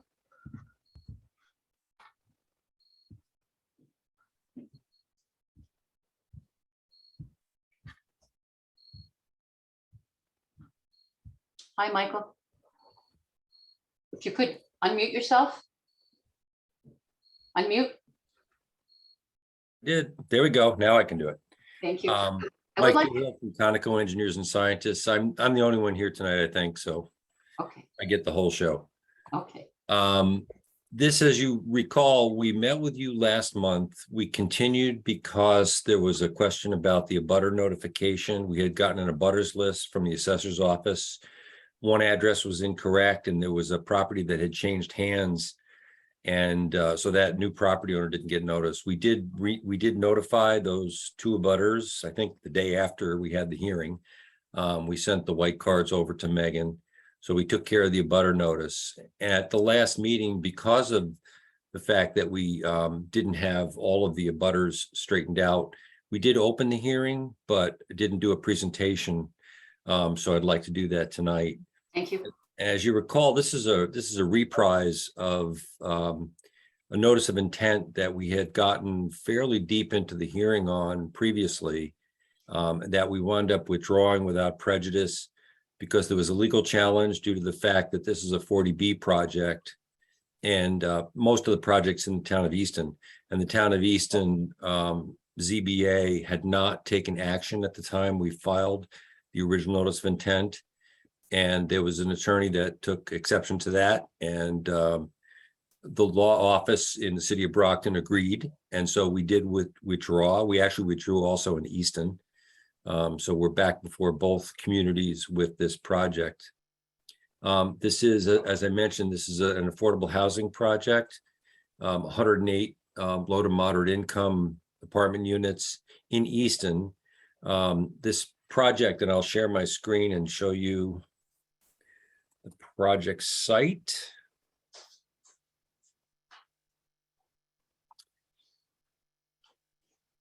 This is Pleasant Street in Brockton. This is Union Street in Easton. Here's the town city line right here. There's a transmission line that goes through here, so you may recognize that from where it crosses Pleasant Street. This on the eastern side is the Benson Concrete Products Facility, the old Benson Concrete Products Facility. And on the Brockton side, it's primarily this intermittent stream and wetland system on the opposite side of the power line easement. We do have this corner that comes into play. I'll show you in the next screens in Brockton, where we are proposing to do portion of the project, actually utility portion of the project. So let me flip down to that. That was test pits. So here's the project grading plan. If I need to zoom it up, I can do that. I want to show you the whole project first. So this is these are the apartment buildings here. The entrance is off Union Street in Easton. And this is an infiltration system for an on-site wastewater system. What is proposed in Brockton is this infiltration system for stormwater. So here's a berm that's being built around this infiltration system.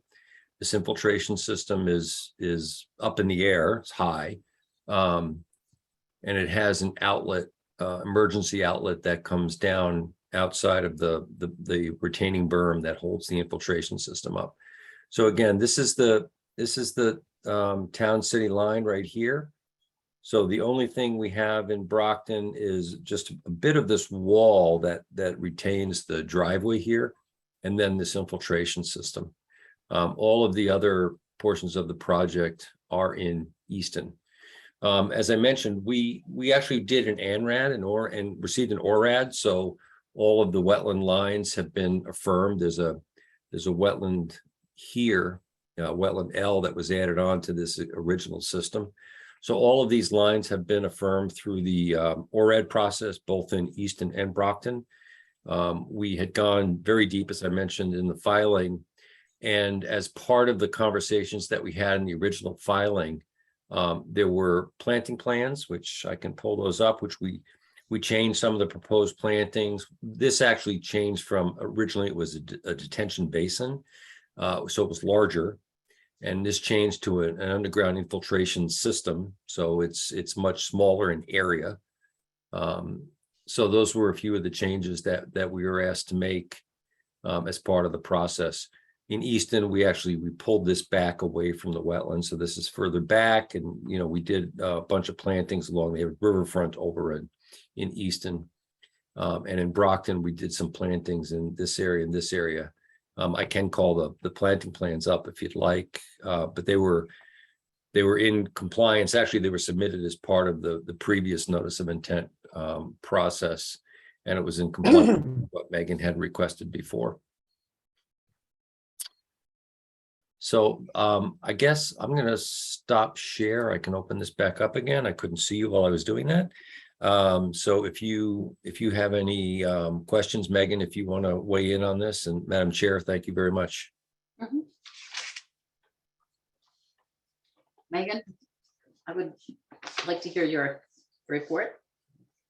Okay, yes, so again, under this new NOI, there is carryover from the discussion and review done under the previous NOI. So in terms of my comments, as you may recall, some of my previous comments included buffer zone plantings to help do a bit of buffer zone restoration on this previously developed and degraded site. So since previous meetings, the landscape plan was updated to provide some additional plantings in the buffer zone on the Brockton parcel, which is what I had requested previously. So in terms of my previous reports, the only comment that was left over from me, and this was it's a general conservation commission comment because it has to do with a Brockton conservation area, is that in a previous report, so it would have been my April 14th report, I had suggested that a gate could be proposed on top of that emergency access stairwell.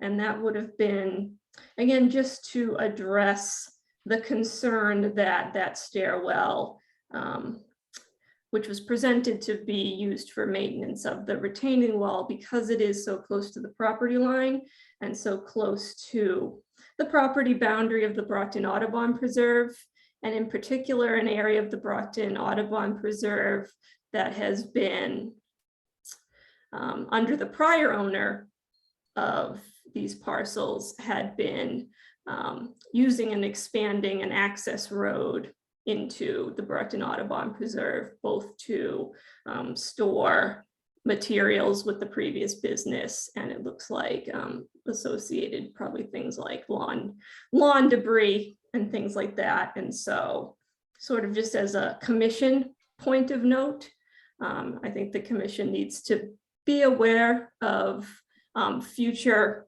conservation area concerns that that stairway could be seen as access to that old access road and to the Brockton Audubon Preserve for uses that are not intended under this plan.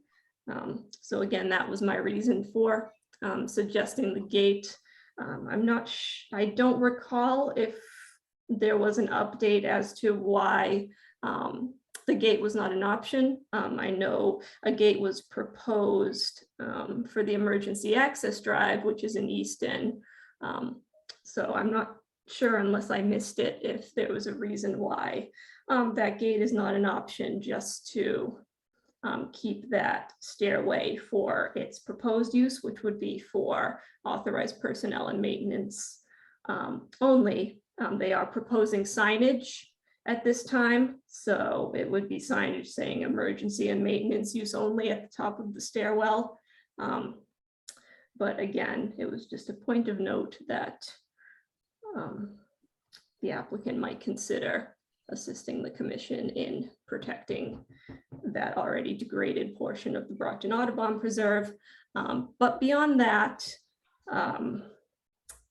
the rest of my report was dedicated to the recommended special conditions that we have discussed in previous hearings.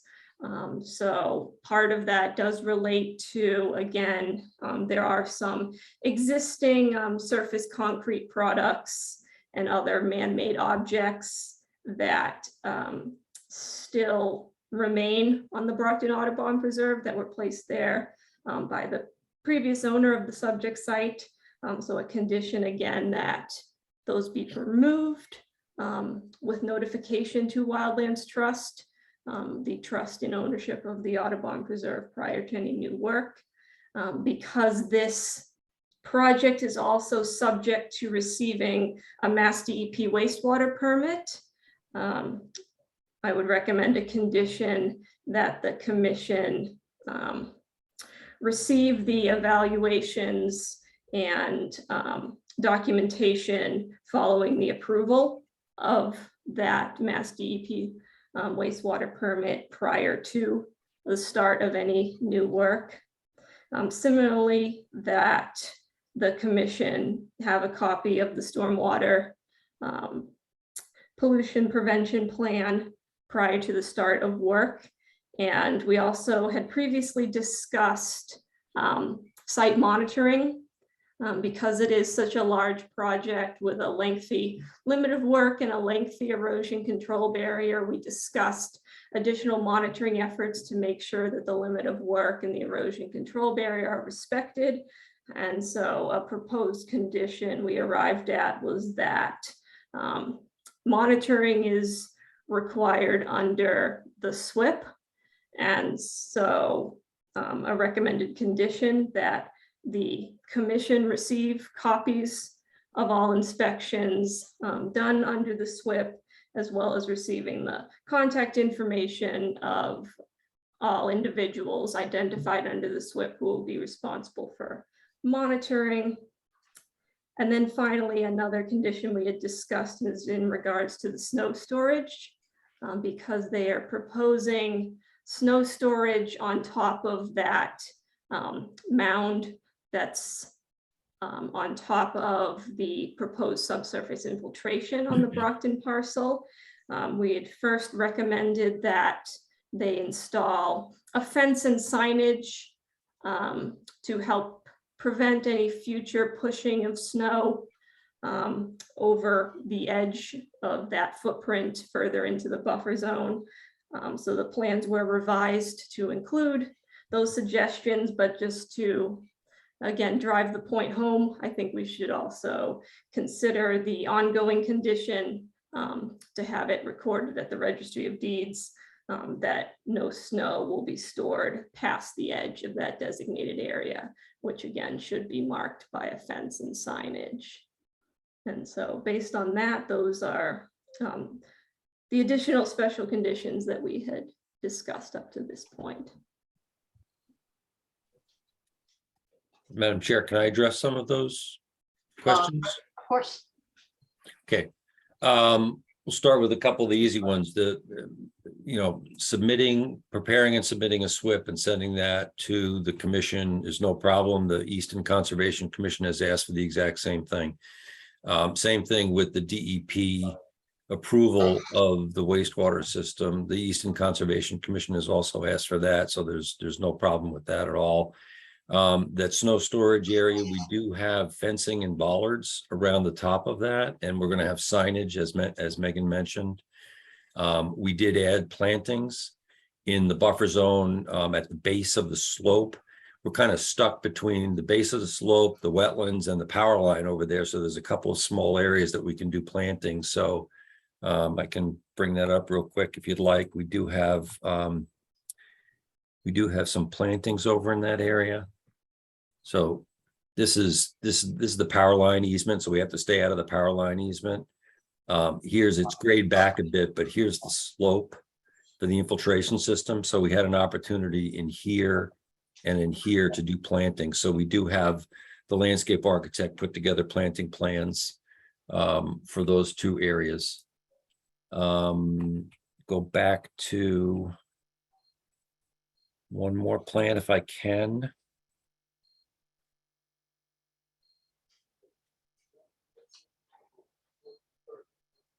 This is the stairwell we're talking about. And I want to note a couple things. First of all, this is in Easton, it's not in Brockton, and it's outside of all buffer zones and resource areas.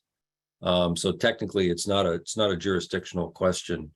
We do need this for emergency access and, because we have a fairly high wall here.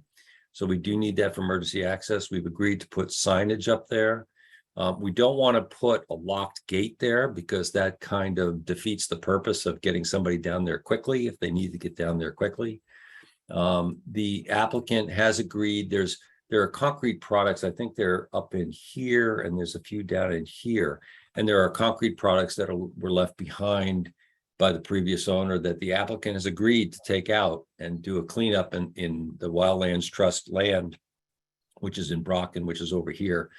So that's kind of the long and the short of the access. We've had a lot of discussion about this access point at both conservation commissions. And so just for the record, I do want to point out that this is not within a jurisdictional area. And it's needed for safety. It's needed for public safety.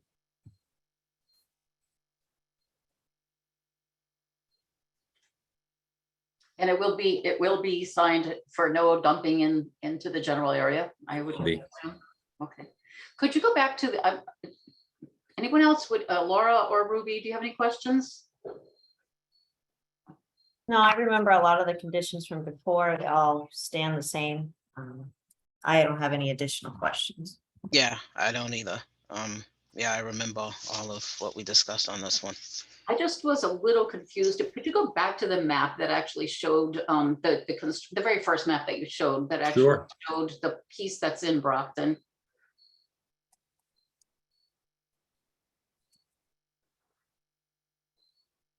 The one that shows the great, yeah. No, not, that's the original, that's. current. That's the existing condition. Yeah. You want the next one. project? The next one, yeah, please. Okay. So here's the project element. Mhm. Is that the one you're referring to? Yes, yes. Okay, So the surface of that infiltration system, that the grid is the infiltration system, correct? correct. Would you know what the dimensions are of that surface? I don't off the top of my head. I could scale it. Let's see. I've got all the inverts and everything, but I don't have a dimension on it. I apologize. No, that's okay. Can take a guess at it for you. That's fine, that's fine.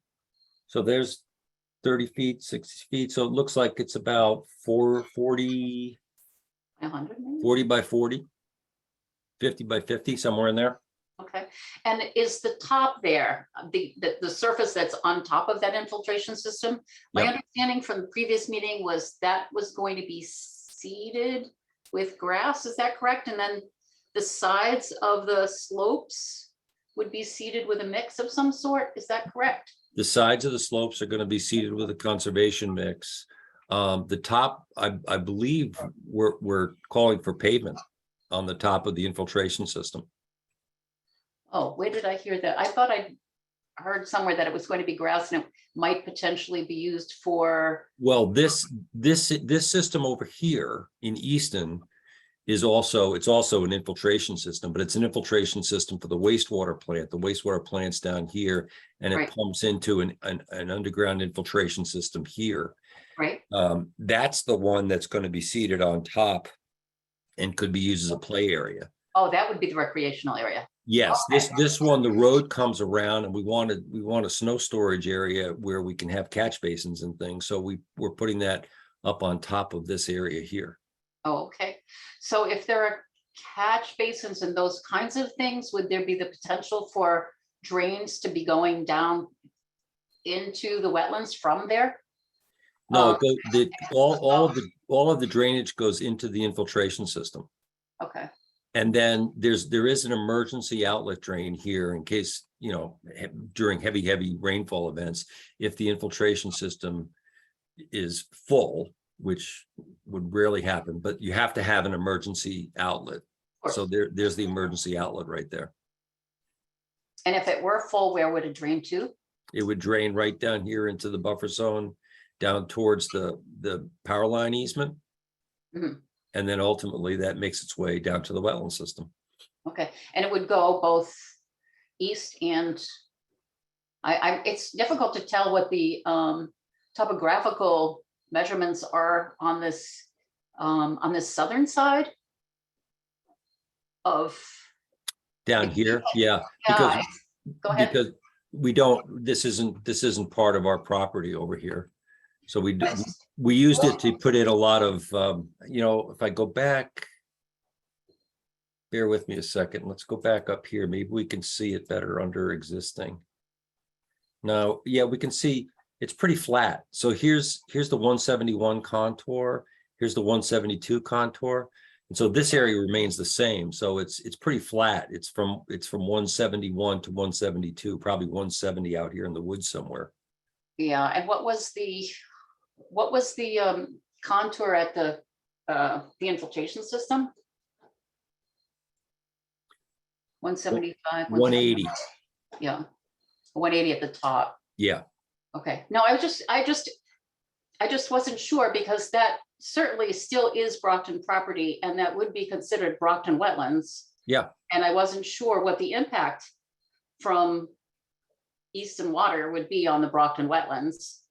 And I wasn't sure since it didn't seem like too many of the maps actually showed anything beyond what the owner had as far as their wetlands area. And I thought it might be our jurisdiction to maybe also look at wetlands around the piece of property as well. Well, we did. I mean, these, you mean this wetland system here? Well, that's within, yeah, to the south though, it does look like. That wetland system continues on down to the south, and then there's a separate wetland system on the south here, which actually, as you go further to the south, kind of bellies out. And that's Dorchester Brook is way over here and swings back around. This is the kind of the upper, this wetland system here is actually an artifact of when they had the concrete products out here. There's actually, I'll go back to existing conditions. There's actually there's actually a drainage outlet right here. Mhm.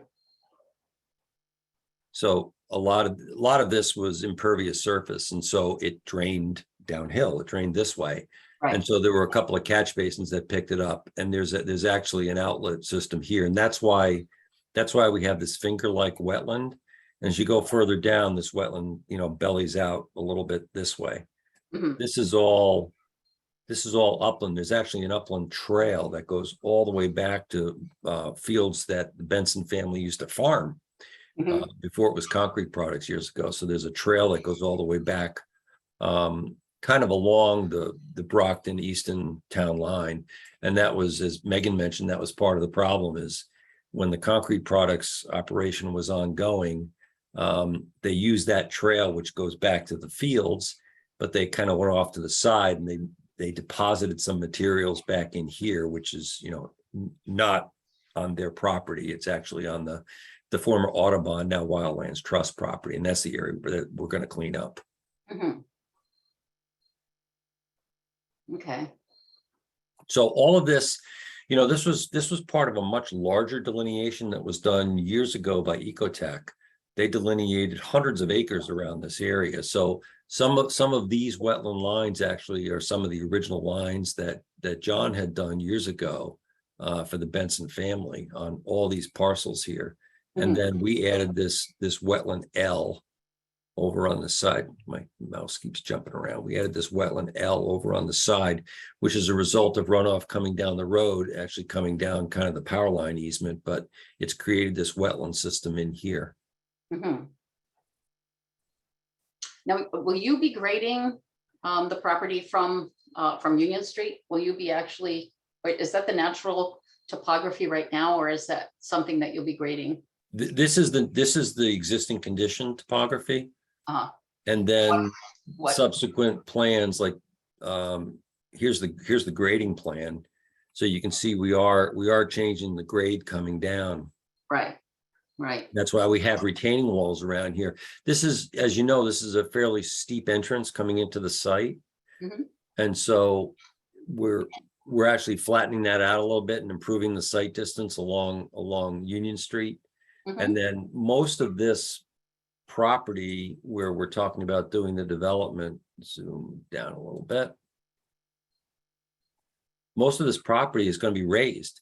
So that's why we need the stairs back here, because we have basically a 10-foot retaining wall around these sides, because the existing grades here is, it's in the 170 range and we're up at 180 on a lot of this site. So a lot of this site is being built up. Mhm. And the water will be moving therefore down, obviously with, yeah. It does. It moves into, we have 3 stormwater infiltration systems. Mhm. And this was all peer reviewed for you by Beta and also for Easton. They've peer reviewed all the stormwater. So there are 3 stormwater systems that are picking up all the stormwater from both the pavement and the roof, and infiltrating stormwater as much as possible. Now, how many test pits are there within that infiltration system, the Brockton one?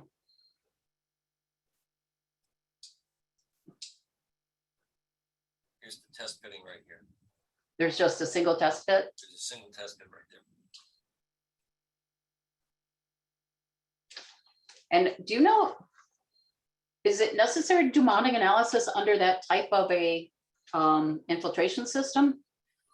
No, the mounting analysis requirement is for Only wastewater? going the wrong way. Yeah, it's for the wastewater system. That's the mounting analysis has to be done for this system. Even though it's a tertiary treatment system, so the water going into this wastewater system is as clean as stormwater. It's almost drinking water quality, but because it's technically still falls under the wastewater, we have to do a mounting analysis. First a breakout, there is no breakout, and then a mounting analysis to see what impacts there might be from mounting of this wastewater system. Okay.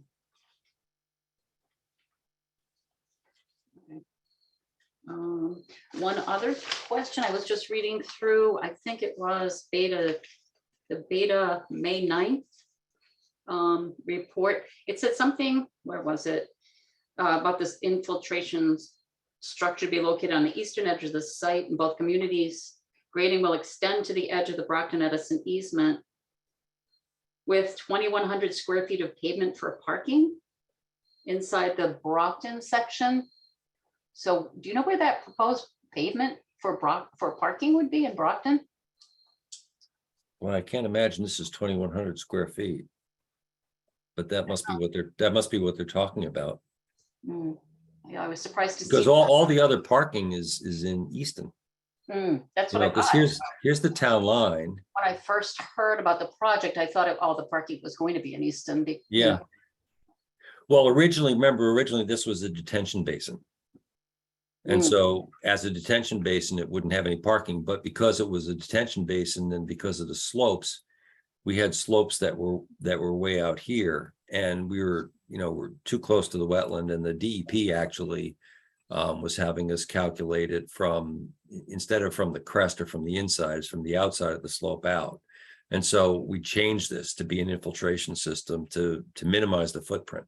And we gained some parking, honestly. We gained a little bit of parking up here in addition, or snow storage. Madam Chair, if I may, yes, just a point of clarification. Can we take a look at the plan sheet that shows the striping for the parking? Because my understanding was that it is the bump out of the infiltration area into Brockton. I don't recall seeing striping for parking. Yeah, I don't. No, that's At what I least- was surprised. yeah. I was surprised to read that on. Is there a particular sheet, Megan? Because I don't have it in this set. Let me see what I'm looking at here. So I've got a sheet, this looks This like one? it's sheet 5 of 14. Yeah, this one? Yeah, so it shows the snow storage and it shows the striping. But it looks Right like here. it's showing the parking, and I would assume that's either, I'm not sure if it's Cape Cod berm or, curbing there, but it, Yeah, you're correct. I was Okay. originally told that we'd have the ability to do some parking there, but it looks like it's just snow storage. right, and that is so, just as a point of clarification to the commission, my interpretation and understanding of the plans is that the parking is as shown by the curbing and striping, which would Right. be all in Easton, and that the portion that bumps out into Brockton due to the infiltration is only being proposed as snow storage. Right. So if that is not the intent, then the plan should be No, better Megan, clarified, but- you're correct. I'm not the engineer for this project. I'm the wetland scientist, so I apologize if I misrepresented that, but you're correct. This is the parking here. This is snow storage, and there's signage up here for snow storage and a post and rail fence around the snow storage to prevent additional overtopping. Yeah, that is what I had Yeah, assumed and before. I apologize. When I read that on the Beta Group report, I was just a little confused as to where that parking would be. But I just wanted to clarify where that might be. It's all in Easton. Inside the Brockton city limits, but, okay. Let's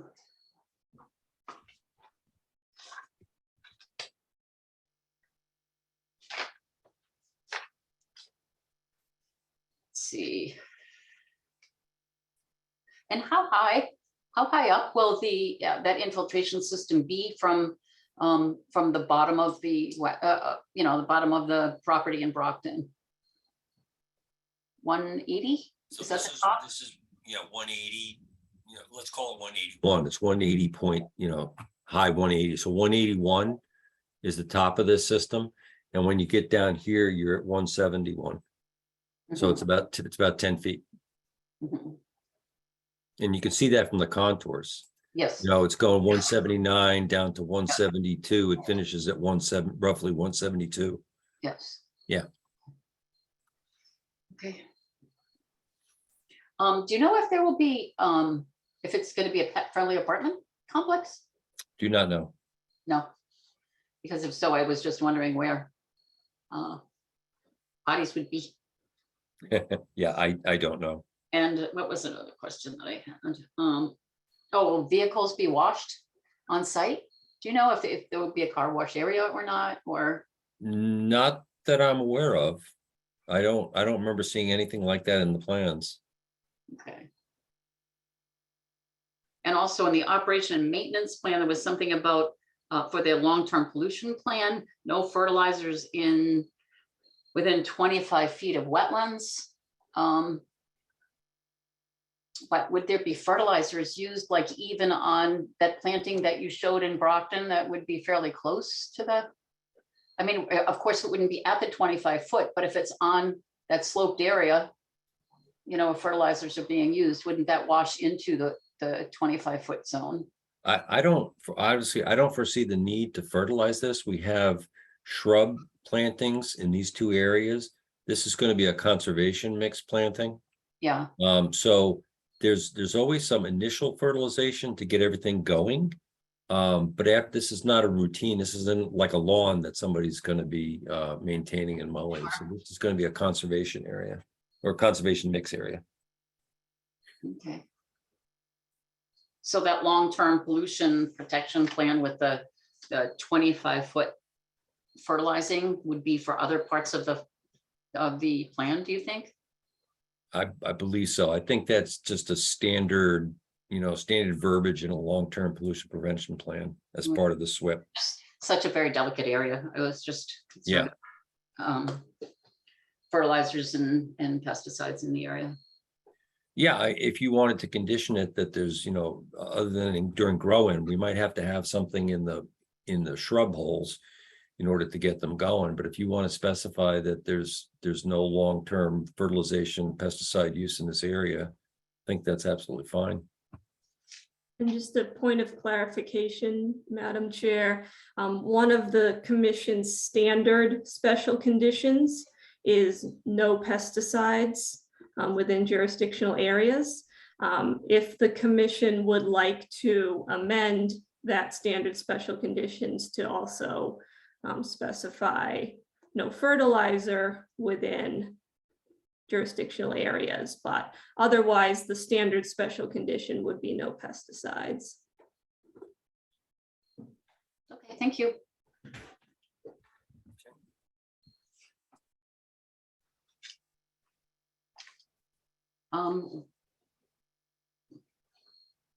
Ruby or Laura? Any comments or questions? No, I'm all set. Thank you. No questions for me either. Rob, is there anyone from the public that would like to be heard? Yes, I have Elizabeth with her hand up. Elizabeth, you may now. There you are again. You're permitted to unmute yourself. Hello, this is Elizabeth Pyle. Can you hear me? Yes, you can. Can I also share my video and share my screen? Is that, I believe so. Is that possible, Megan? Do you want to identify yourself, Elizabeth? Yes, my name is Elizabeth Pyle. I'm an attorney at Hill Law, and I represent David Howe and Arlindo Romiero and other neighbors in the vicinity of the project site. And I have some comments about the project that I'd like to share with you this evening, and I think it would help if I shared my screen, if that's possible. Megan, we're gonna have to promote her to panelist if that is what the chair would, if the commissioners would allow. Laura, Ruby, would you like to hear what, would you like to see the information from Ms. Pyle? Yeah, it's a public hearing. Yes. Okay.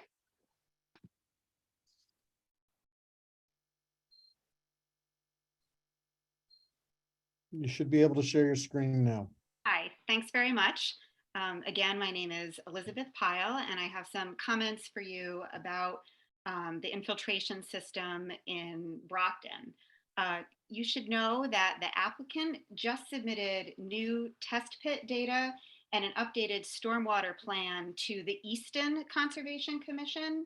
And we request that you, the Brockton Conservation Commission, also ask the applicant for this same data, as it includes data about the infiltration system in Brockton that you've been discussing tonight. We further ask that this new information be peer reviewed.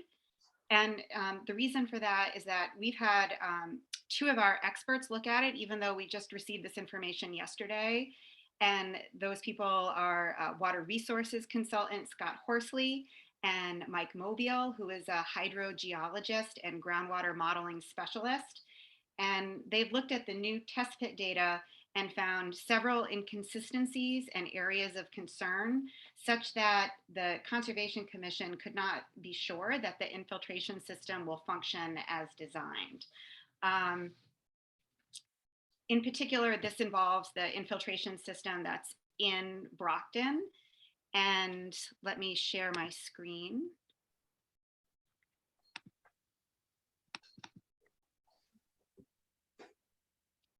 Second. I want to make sure. Hold on. Can you? We're seeing groundwater elevation data. You're seeing groundwater. Yes, that is what I wanted to share. A second. Hold on one moment, please. Can you hold on a second? Do you see a chart of groundwater elevation data from 8/23? Yes. Great. So I wanted to share that information. That is from 8/23/2021. This is the applicant's data. And I, in particular, want to turn your attention to well CMW3, which is from the infiltration system that's in Brockton.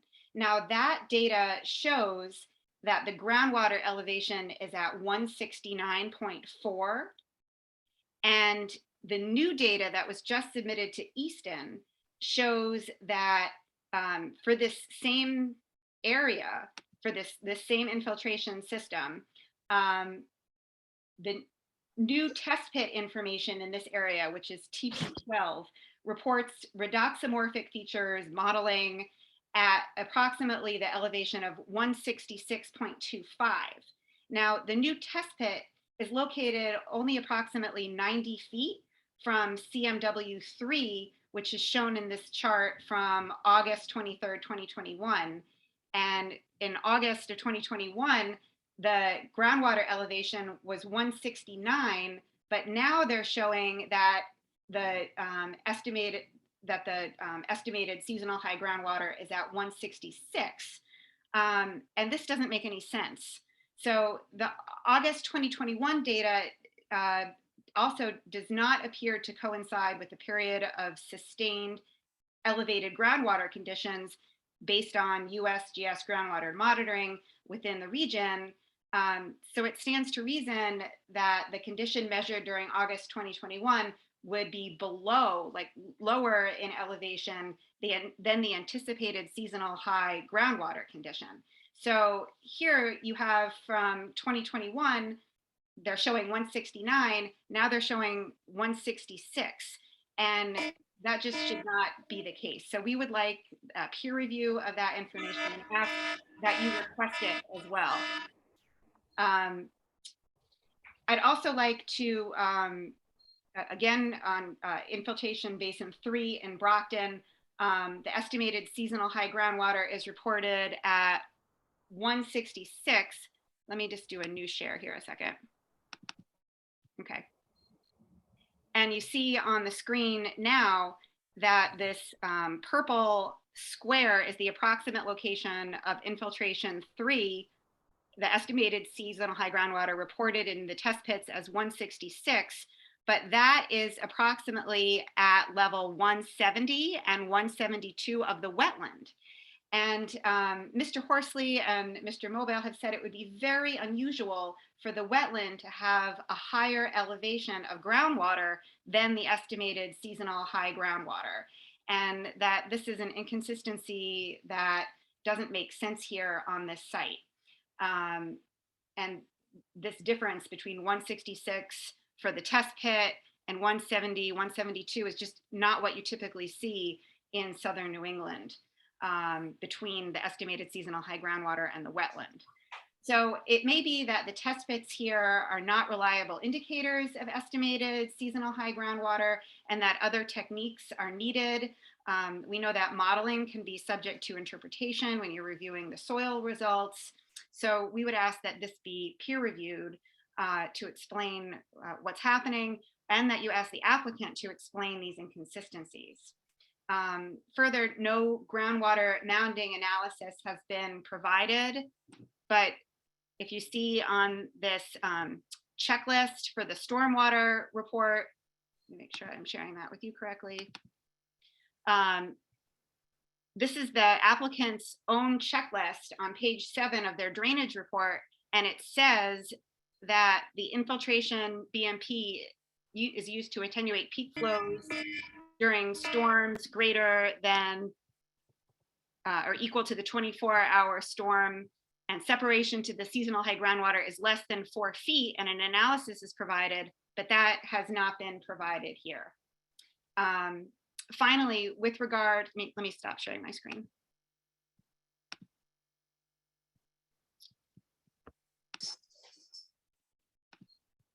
Finally, with regard to the impermeable barrier around 3 sides of the infiltration system in Brockton, we ask that the commission request a mounding analysis for this basin because this is a unique design. And if water is confined by the impermeable barrier on 3 sides, it's likely to get pushed upward to even higher elevations on the infiltration side of the system, so that there would be a greater mound on the infiltration system side than what has been accounted for here. So these are significant inconsistencies that we've just been able to look at within the last day that need to be sorted out before we would say that you can have assurance that this system in Brockton will function as designed. And to resolve this issue, like I said, we'd like a peer review of it. And we'd also request that you ask the applicant to explain how the recent test pit data correlates to their own monitoring well data, their hydrogeologic report, and the water elevation in the surrounding wetlands. And we have these significant questions. And so we ask that additional information be provided and that you request it from the applicant before making any decision. Thank you very much. Thank you, Elizabeth. Thank you.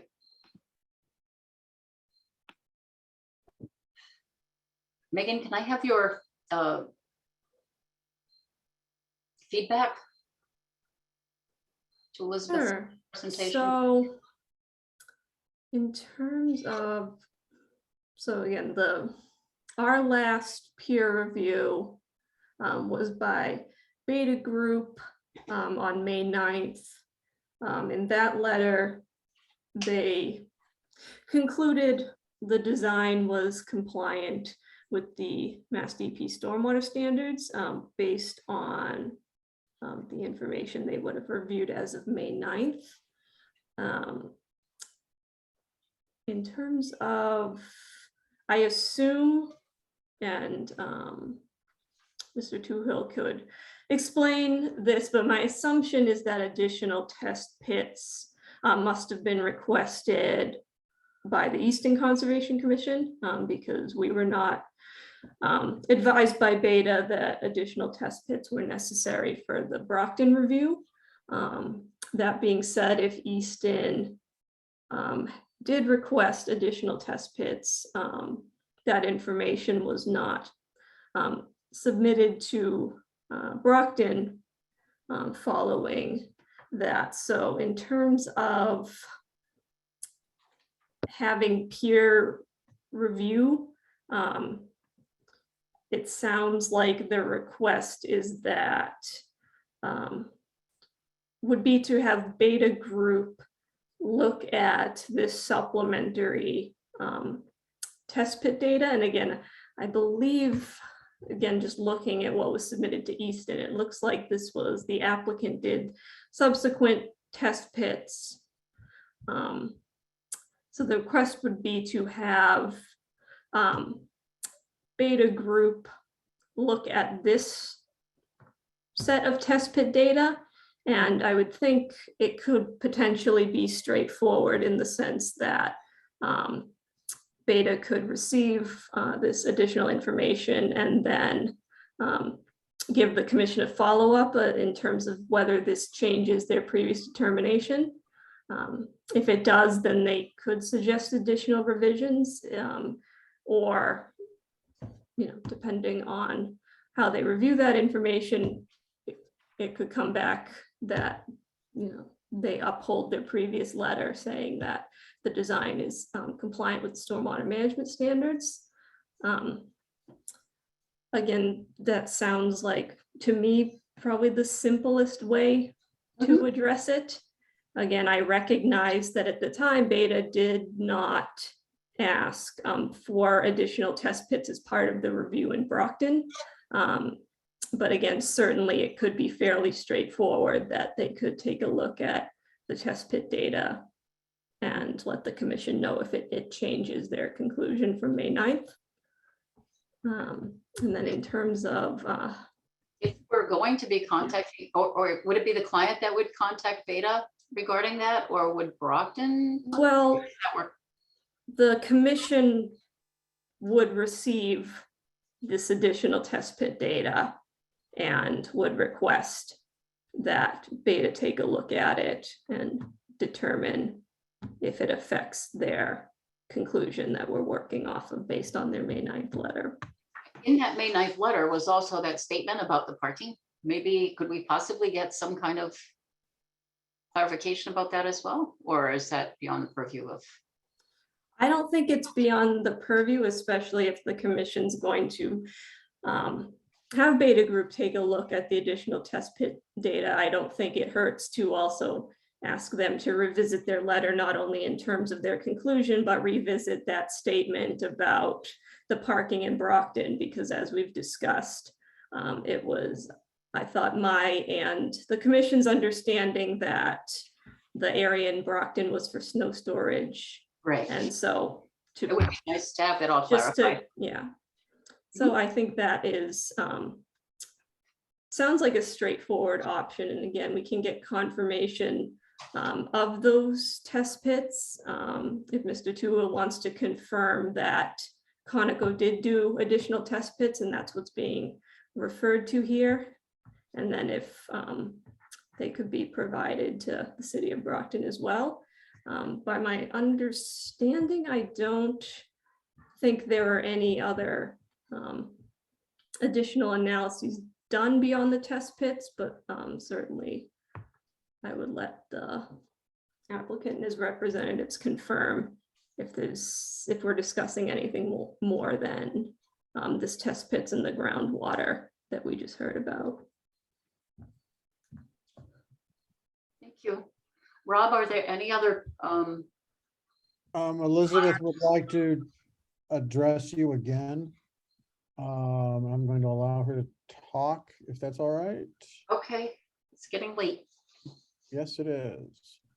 That's fine. I'll just add that they're on the Easton Conservation Commission website, and there's also a new stormwater report with an August date. So thank you. Okay.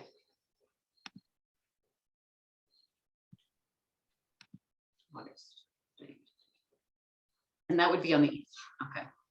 And it looks like Councilor Monticello would like to address you. Hang on. Councilor, you can unmute your microphone. Hi, good evening. Can you hear me? Hi, Tom.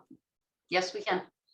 Oh, hi there. How are you? I know it's been a long meeting and I'll try to keep it brief. I'm Tom Minicello, Ward 1 Councilor for this area, and a number of neighbors have contacted me with respect to concerns regarding potential flooding and washout and drainage, runoff issues in terms of the areas that are under your jurisdiction. And just listening to the presentation with regard to the infiltration system and the existence of an overflow drain under emergency conditions. I mean, I would like to know, what conditions would trigger that overflow, and what drain and how much would drain and when into the protected jurisdictional areas.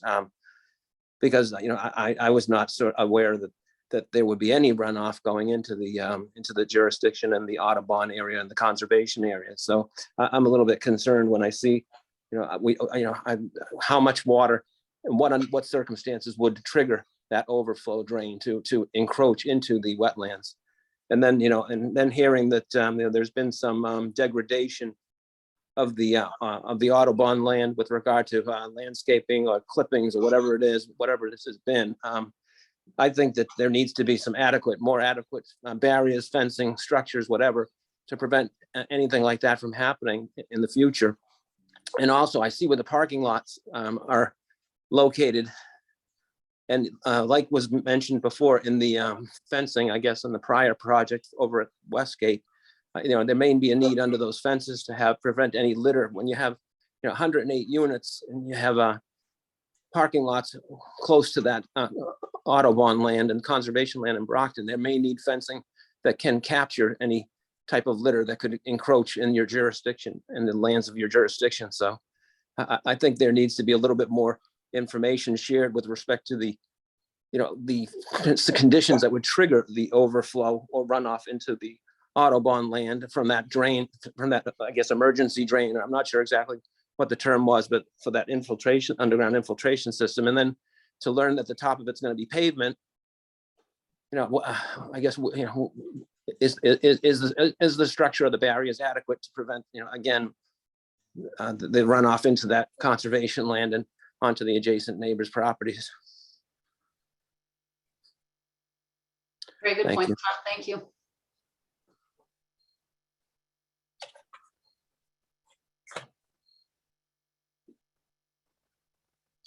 Rob, are there any other?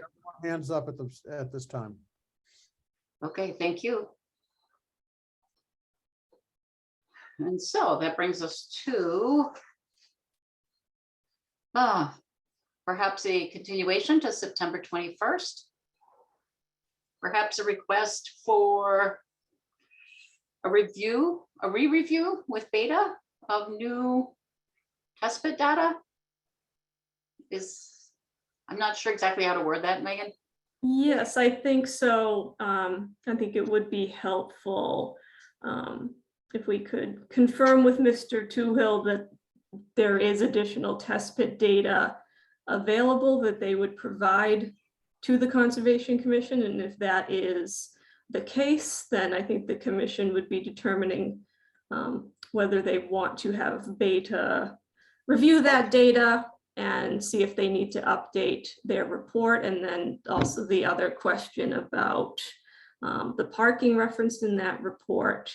But I think first, if we can confirm what is the other data that is available. It sounds like it's, from what I've seen, it's test pit logs and a map showing where those test pits are. So if that's the case, if we can confirm that the applicant will provide that information to the commission and allow the commission to continue the hearing if they would like Beta to review that and their other questions about their May 9th letter.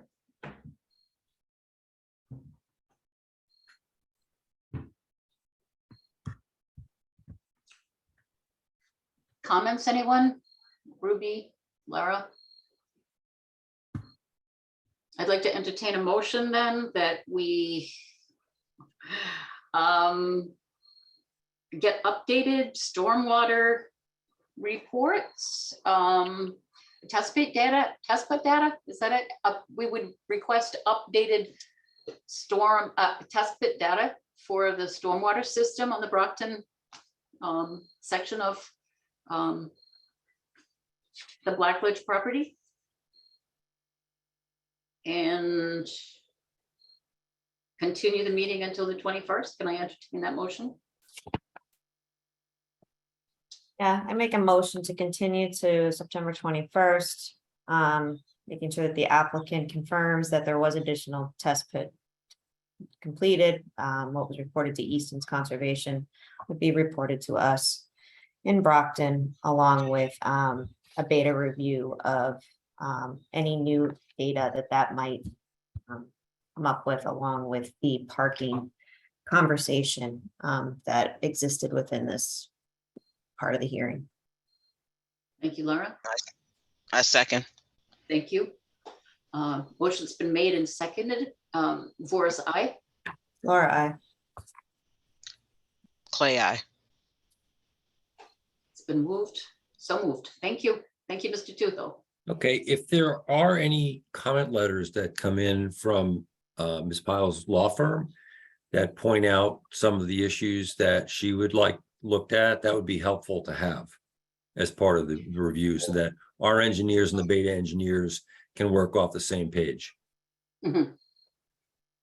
Okay, Thank you. thank you. Okay. The next item on the agenda is Heritage Court. Notice of intent, residential subdivision. Looking for What is it, QS? Lending? yes, anyone associated with the applicant QS Lending or the engineers at CEC. Thank you. Just makes it easier for me to find you. Okay, so I'm adding Steve Giosa from CEC and SciTech. And it looks like we've got Sergio on the side of the applicant. Mr. May, do we get overtime tonight?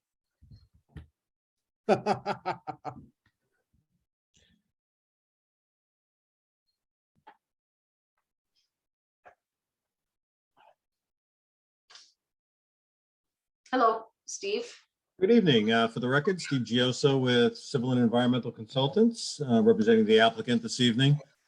If I may, I can share my screen and we'll try and keep this brief. I know you've had a hectic evening.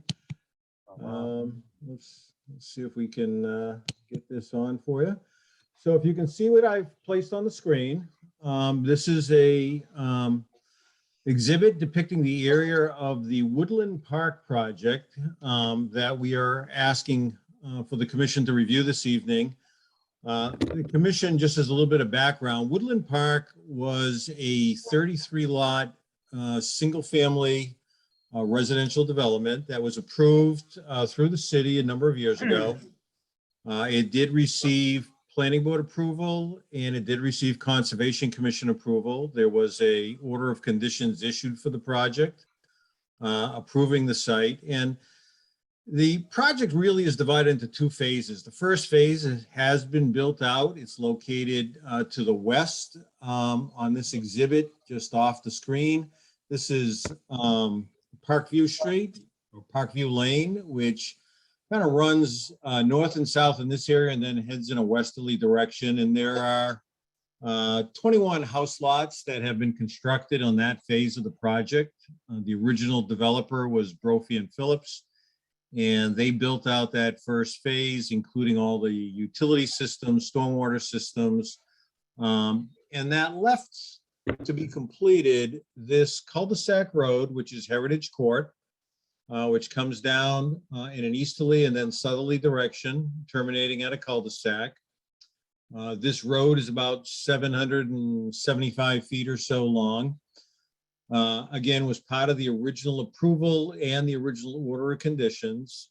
And Brophy and Phillips actually constructed the utilities, the stormwater management systems, the binder pavement for this roadway.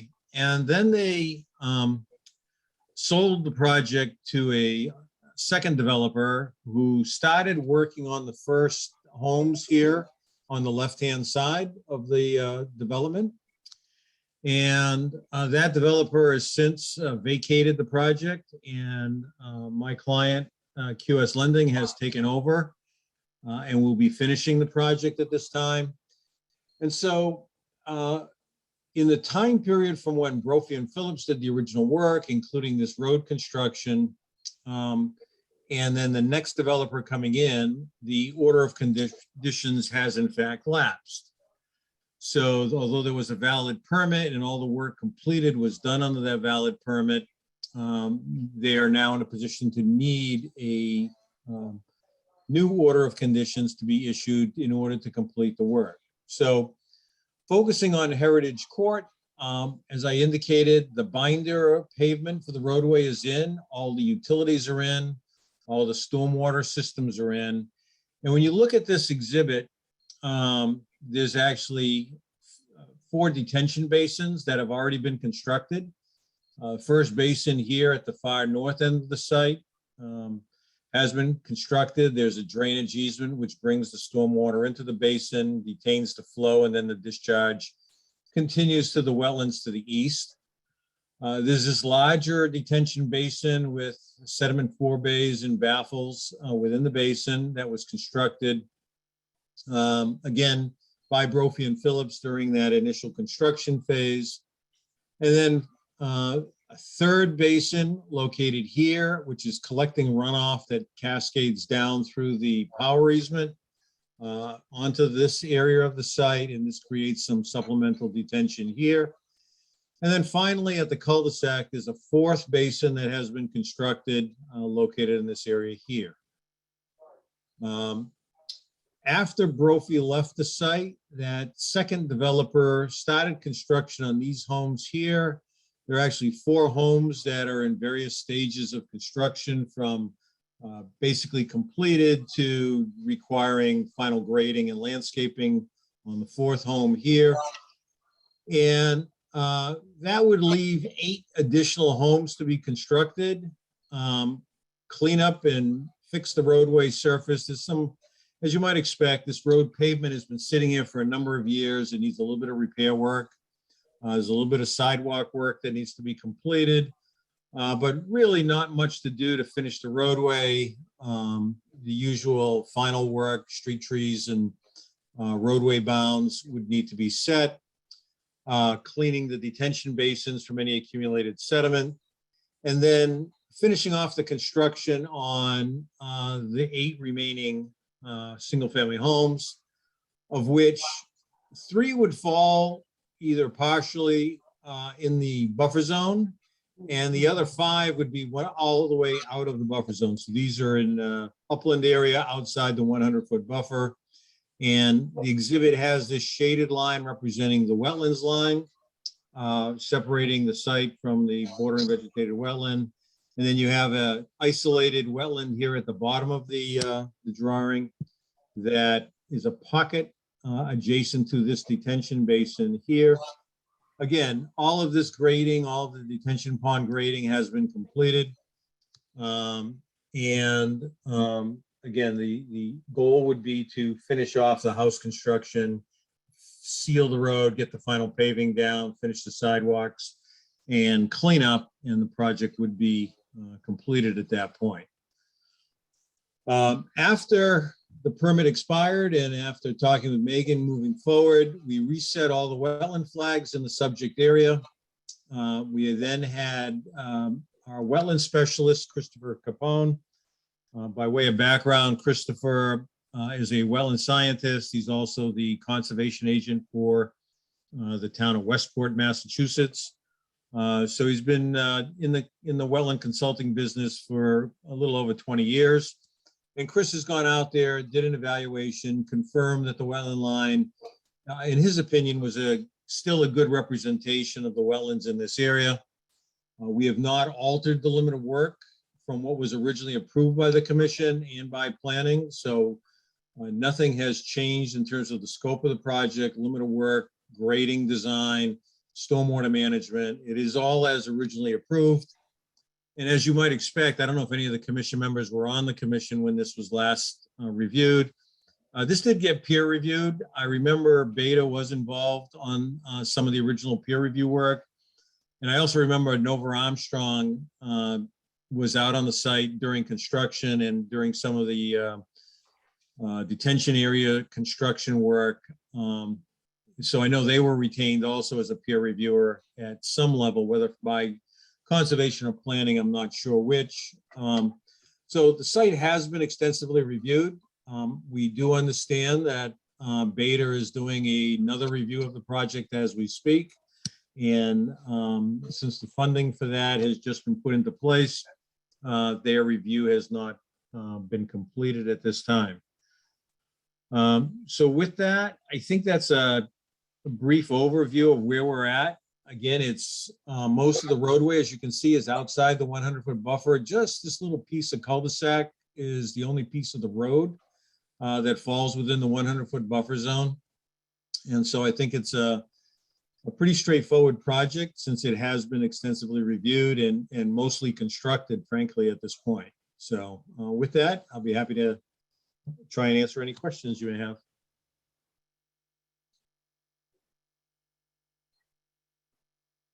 Questions, Laura or Ruby?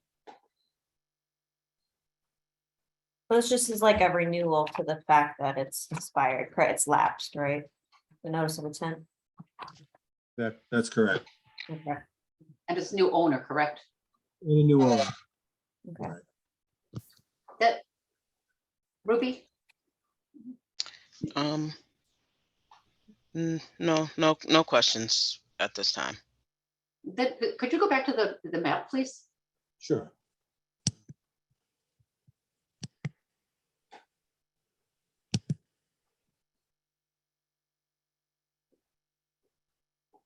Number 28. That's well within the 100-foot buffer zone, right? Yes. So here's the resource area line. There's the Here is the 25-foot no-touch zone line here. And then this is the structure here. What you'll see is this is the zoning setback line for the structure. So you'll see it's kept as close to the setback line as possible. But this is identical to what we had originally proposed for this lot. But yeah, it's in the buffer zone completely. And it's on a slope as well, huh? And Yeah, we set the grading. Yeah, there's a bit of a slope there. So that's why we have set this particular house with a walkout basement so that we can minimize the grading on the east side or the wetland side of the structure.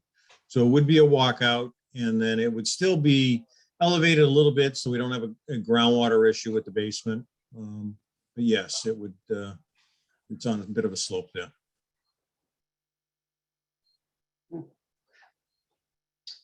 Megan, may we hear your report?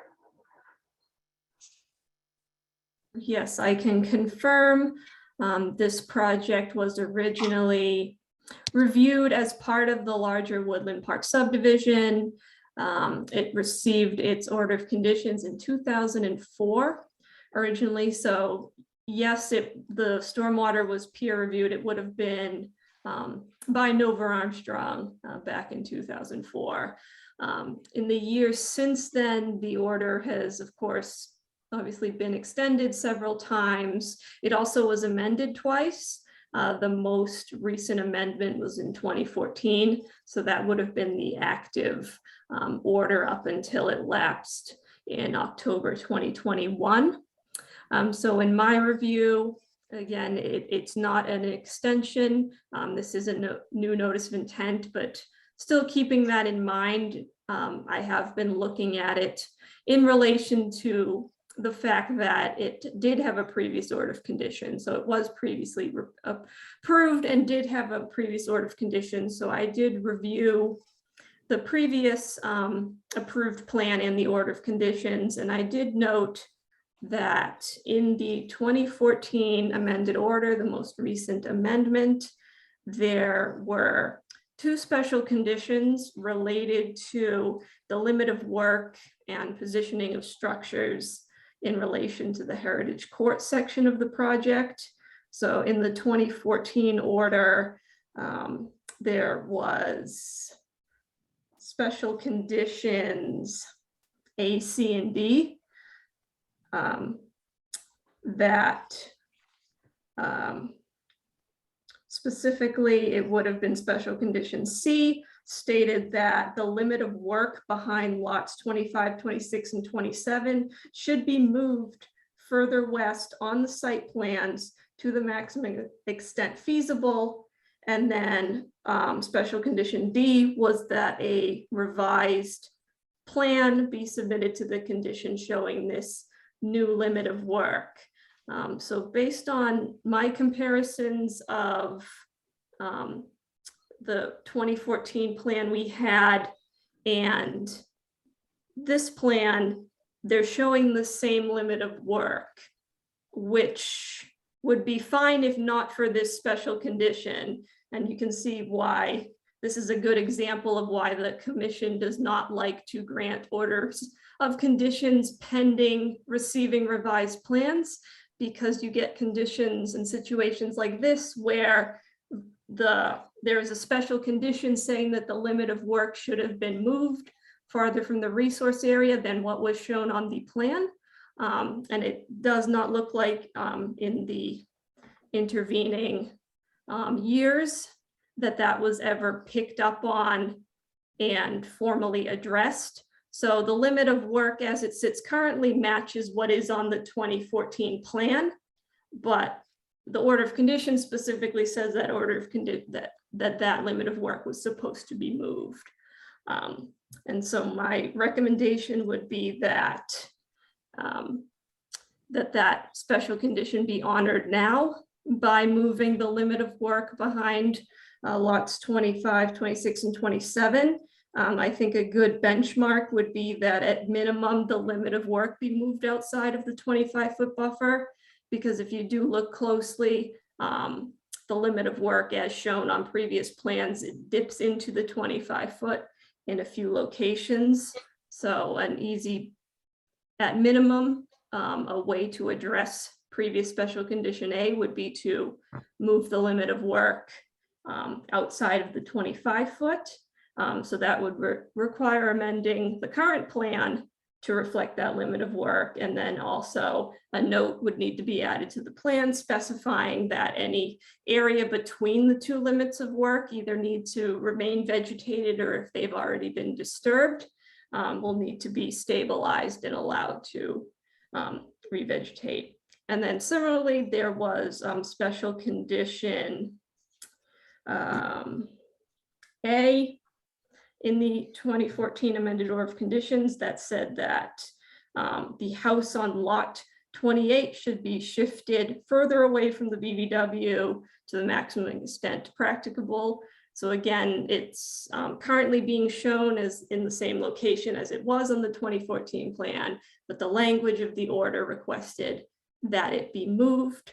So again, I would request that the applicant revisit it and see if that special condition can be honored under this new plan and new order of conditions.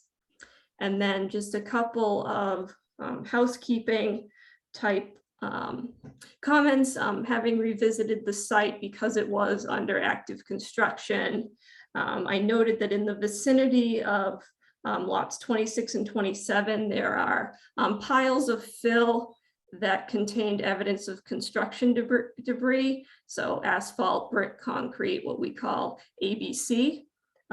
Typically when an order of conditions is issued, both in the general conditions, so every order of conditions says that fill used in the project must be clean and must not have evidence of construction debris and so on. So going forward, I'm recommending a note be added to the plan just to highlight the fact that all existing fill with any evidence of construction debris needs to be removed from the site. And going forward, only clean fill is to be used on the site. And then same goes for, it looks like, other evidence of dumping within the project area. So things like tires that may have been brought in by other parties, but are nevertheless on the site, should also be removed going forward. And then my last comment is that Beta complete their review of the stormwater. Again, acknowledging that the project was peer reviewed back in 2004, but as part of the procedure for issuing this new notice of intent, Beta should go through their usual review process, which would include a site visit to document the current conditions, the progress on the stormwater management system to date, so that can inform their review to, again, hopefully reconfirm that the project will be compliant with the stormwater management standards. Thank you very much. Laura, Ruby, do you have any questions or comments? No, I completely agree with that, because we should see a plan that has the revisions from the previous, as well as Beta should take a look again. Things change in that time, so. Yeah, I agree too. As well as the recommendations that Megan made, they're spot on. And I think that if these items originally weren't addressed back in 2014, I think in doing what we're trying to do now, we think we need to bring things current, and it's important that we adhere to what we're trying to see moving forward. Okay, thank you. Rob, are there any hands up? Yes, I have Peter, and I would ask that as I allow Peter to talk, if he could identify himself first and last name, please. Hello, can you hear me? Peter? Yes. My name is Peter Venuto. I represent QS Private Lending. After hearing your points, I can acknowledge I was unaware, as probably, I don't know, Steve, this part about relocating those houses further towards the road. Is that something that, as now the owner of the property, we're aware of?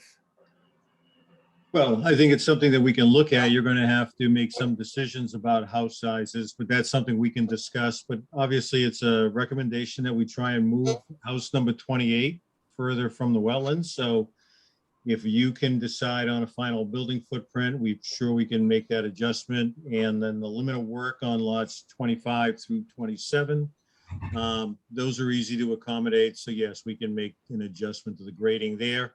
Again, a lot of it's going to come down to, Peter, the house that you end up selecting. So, but yeah, those are things we can address. Those are relatively minor.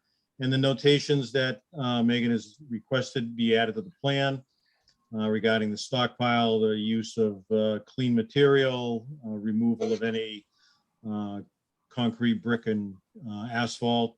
Those are reasonable add-ons to the plan. So I don't see anything that's outrageous and difficult for us to address going forward before the next meeting.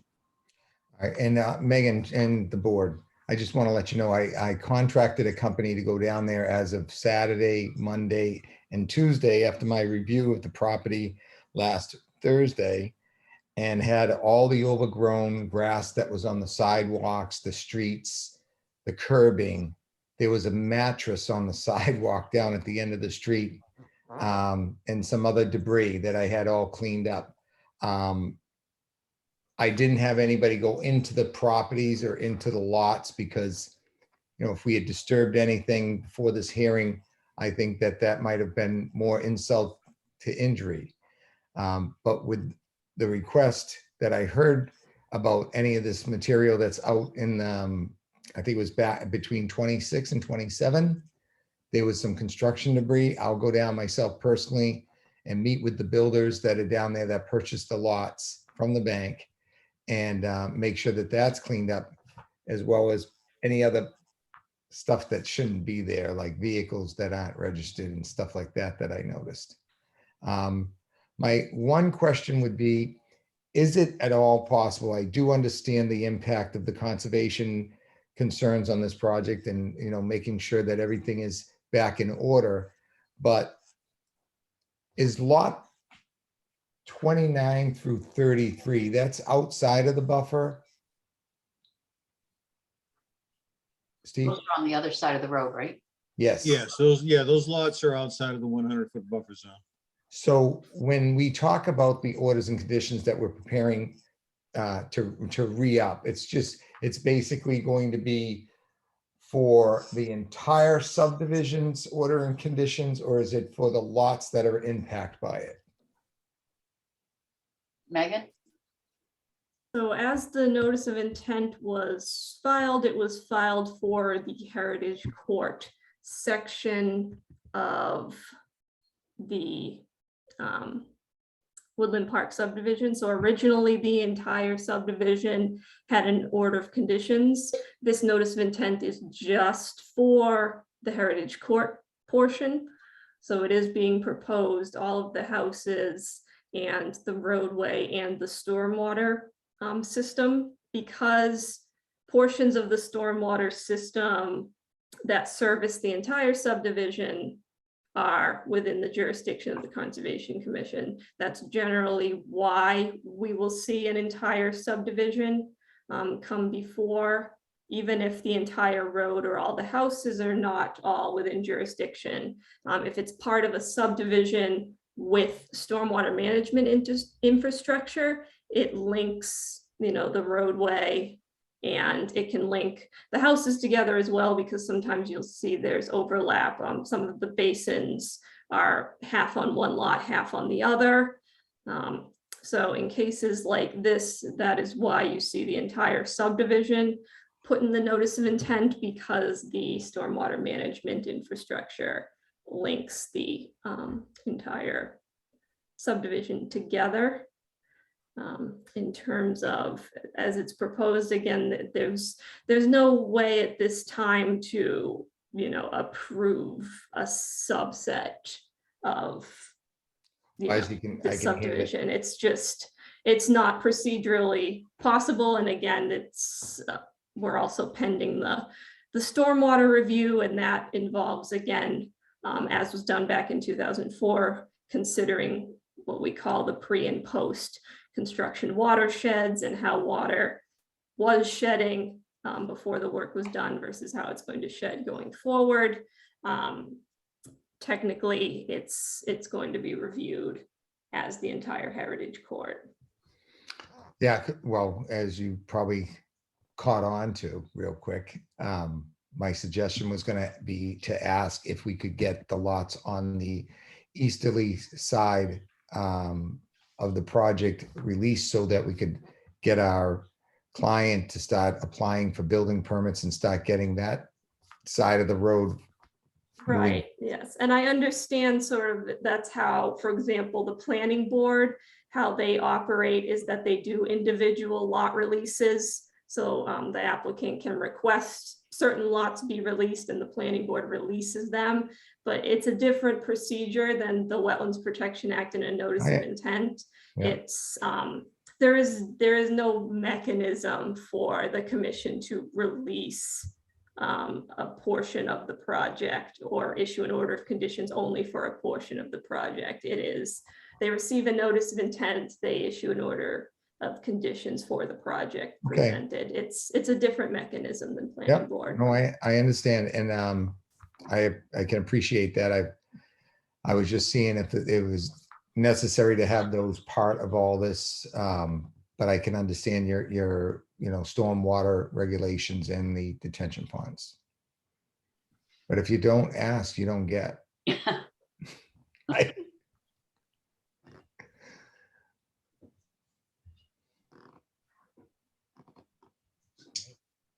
Thank you, Peter.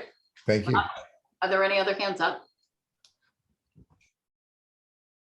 Madam Chair, there are no other hands up at this time. Very good. Thank you very much. Without further ado, could I entertain a motion that pending the stormwater, well, I guess pending beta stormwater review and updated plans, is that correct? Showing changes in positions of houses and the work zone? That we continue to September 21st. Make a motion that we continue to September 21st, pending the beta review of the stormwater system, as well as all of the plans be updated to reflect the changes from the previous 2014, along with the agent's suggestions received this evening. Thank you very much. I second. Thank I you. second. Motion has been made and seconded. Boris, aye. Beekler, aye. Clay, I. Motion has been carried. Very good. Thank you very much. Good night.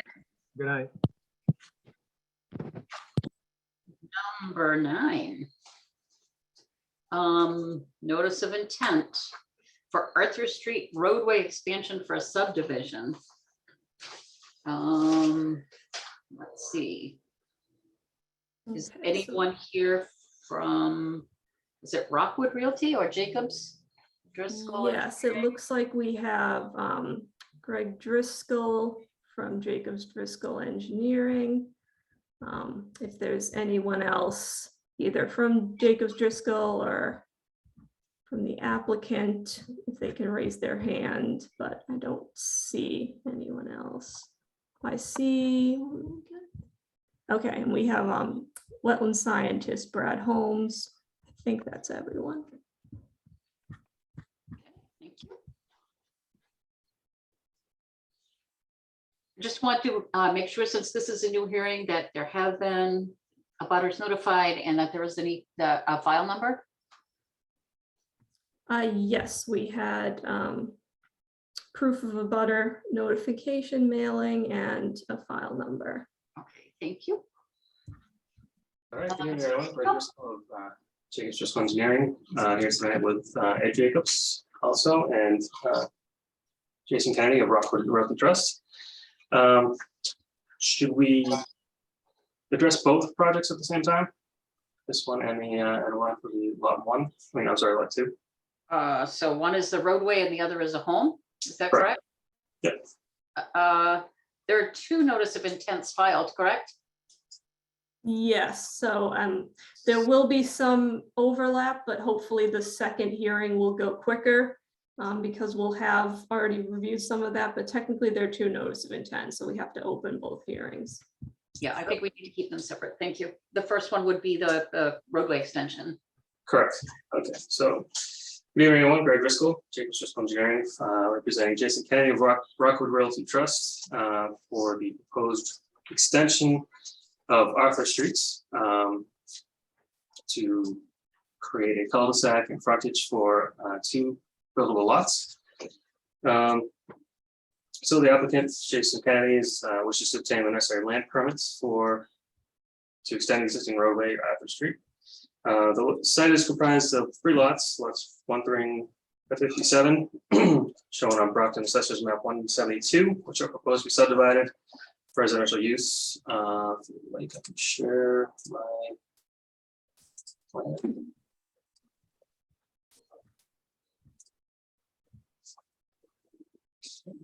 There's the existing conditions plan.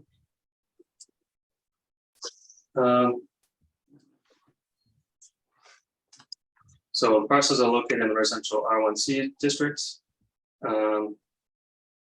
And proposed extension will intersect with Ridge Street right here, which is not proposed to be improved at all. And surrounding uses include residential uses along Arthur Street.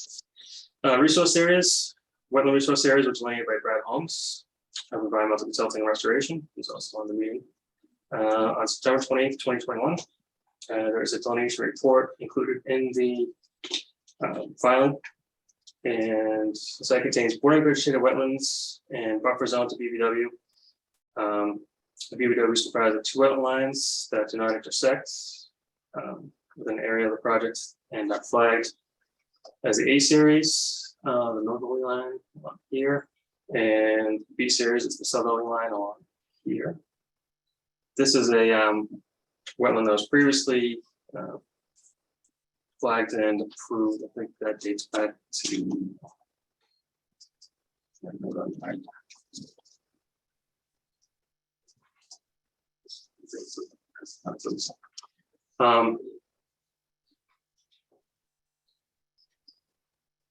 So the site is not located in any other resource areas, no floodplains, zone 2, intermodal protection areas, or anything else. So the proposed, or this is for the proposed roadway to create the frontage. Here is the proposed plan. So it's a small extension to the road and creates lots 1 and 2 here.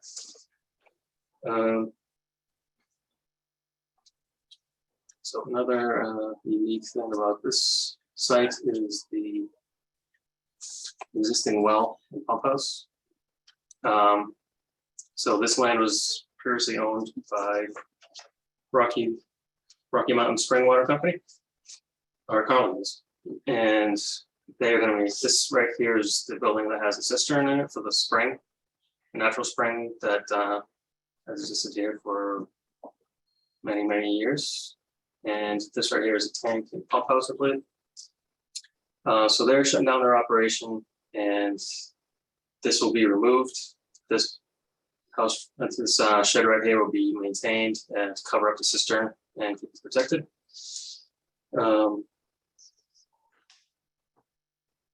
So that spring water use will be discontinued. Roadway, and also will be found with DEP to shut that down. They already have hydrogeologists working for the current owner, who has outlined procedures on how to shut down the well and has initiated the process with DEP for that. So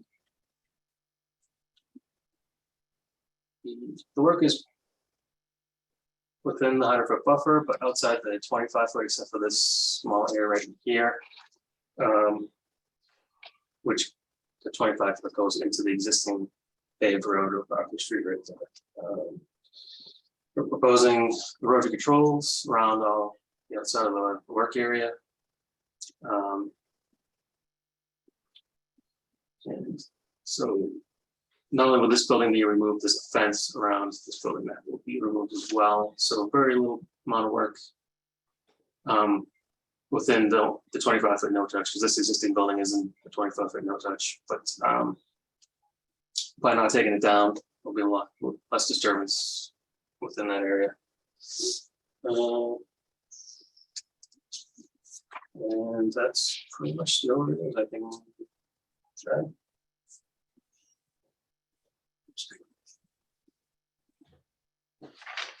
So we did have a site meeting, a couple site meetings with Megan out on the property.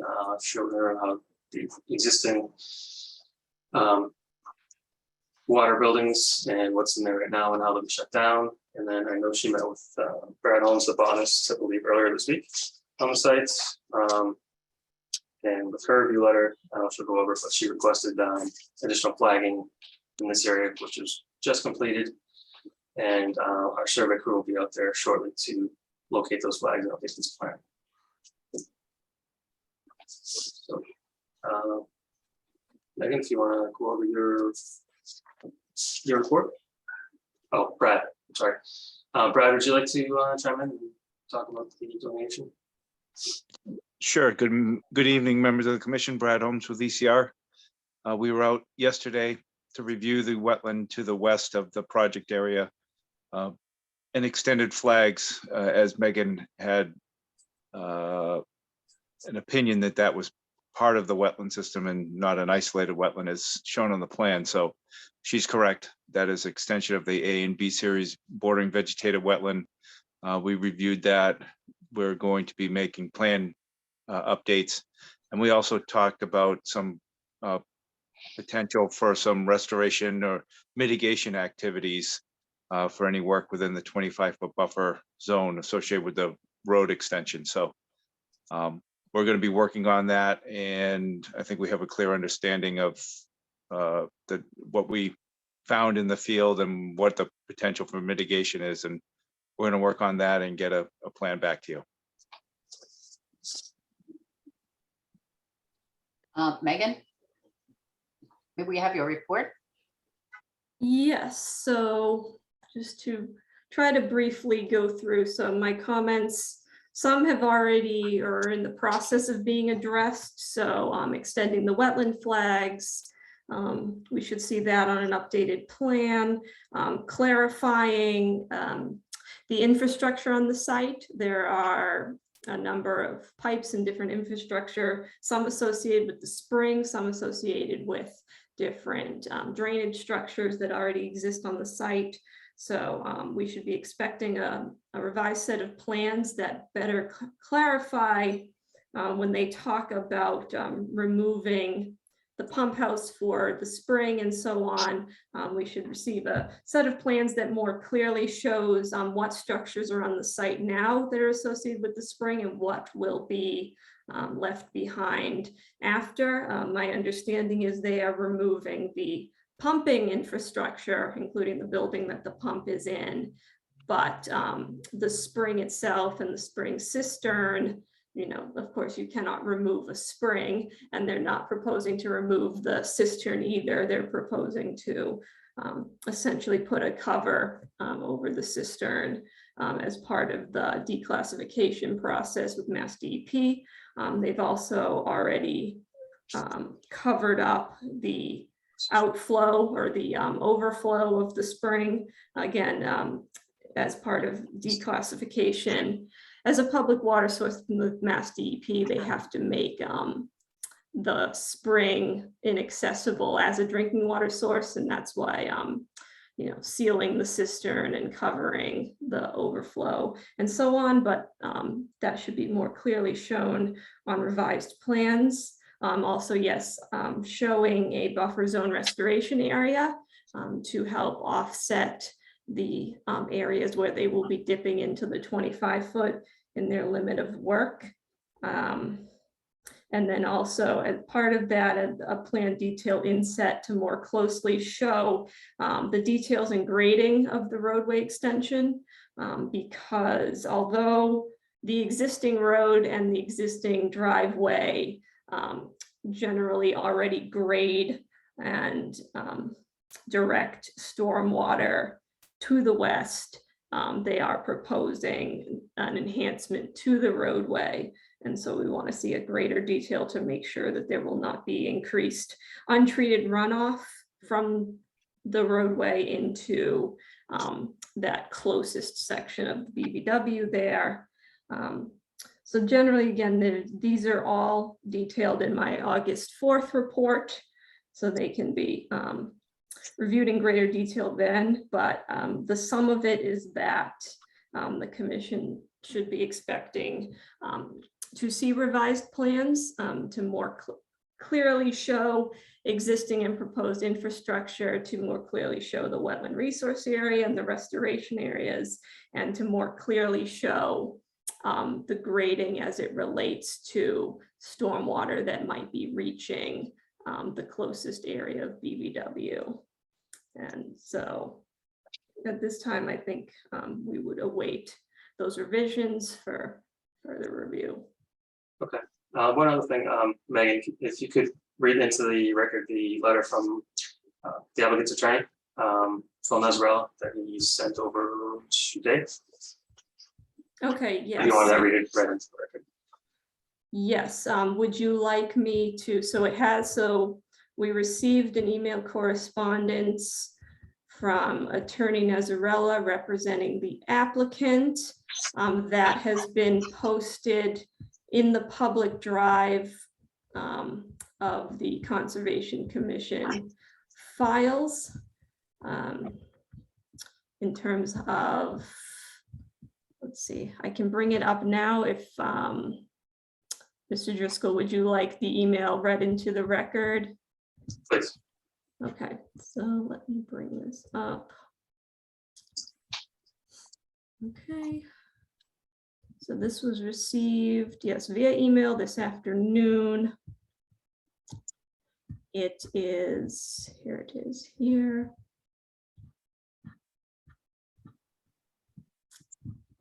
So it says, Dear Ms. Flores, the intention being, this is to Chair Voris. I represent the petitioner in this evening's hearings before the Concom. I am currently in the Middle East with a 7-hour time difference, so I may not participate virtually. I do wish to submit the following to be read into the record. During the earlier hearings before the ZBA, I respectfully suggest that the board had considered matters outside the scope of the application. Certain parcels were not part of the relief being sought because they are conforming lots. However, an adverse decision was based in relation to those parcels. Rather than filing an appeal, which extends the time frame for resolution, my clients thought it best to engage in a closer working relationship with Megan Shaves, who has made a number of suggestions which my clients are willing to accept. My clients intend to leave the building around the spring to decrease any disturbance to the area and also protect the buffer zone. The pump will be capped and securely fastened. We have also followed guidelines laid out by a hydrologist. We engaged the building that houses the 10,000 gallon storage tank will be removed. We will also increase the amount of impervious surface to the roadway. Any modifications of the above will be if such were to be imposed by DEP or if their guidelines contradict the dictates imposed by Concom. Again, there exist presently 2 conforming lots. We believe the development will enhance the area, however, be consistent with the general neighborhood, and when completed, be an improvement to the vacant land which now exists. I also understand that some neighbors prefer to see privately owned land remain vacant. However, that would contradict the rights of the property owner. Similarly, unfounded speculative concerns which contradict the scientific results submitted by the hydrologists and engineers would also be an error if those concerns were allowed to supersede the factual data. On behalf of my clients, I thank you and appreciate your attention and consideration. Philip C. Nesrella, Esquire. Thank you. I do have a quick question, Megan, or Mr. Driscoll. With the capping or closing and sealing of the cistern, is that going to increase the amount of groundwater in the area? I know that some neighbors have expressed a concern about basements flooding or there being excessive groundwater. And would the fact that that spring would be capped, would that actually exacerbate that problem? No, it wouldn't. The spring is still going to flow. It's not being sealed and shut off. It's still going to flow as a natural spring, as it did before the cistern was put into, water for potable water use. But without 10,000 gallons being removed a day or whatever, however much was being removed from the spring, I mean, was that amount is pumped up from the spring, not with the natural flow out of it. Okay. So it's deep enough. Is it deep enough that it wouldn't interfere with neighbors' yards? Okay. Yeah, it'll flow the way it naturally has. And okay. Who knows how many years, hundreds of thousands of years it's been there. So. There is a 1.5 or 2 inch, thick 1.5 overflow pipe that comes out of the cistern. That's always been there, and that's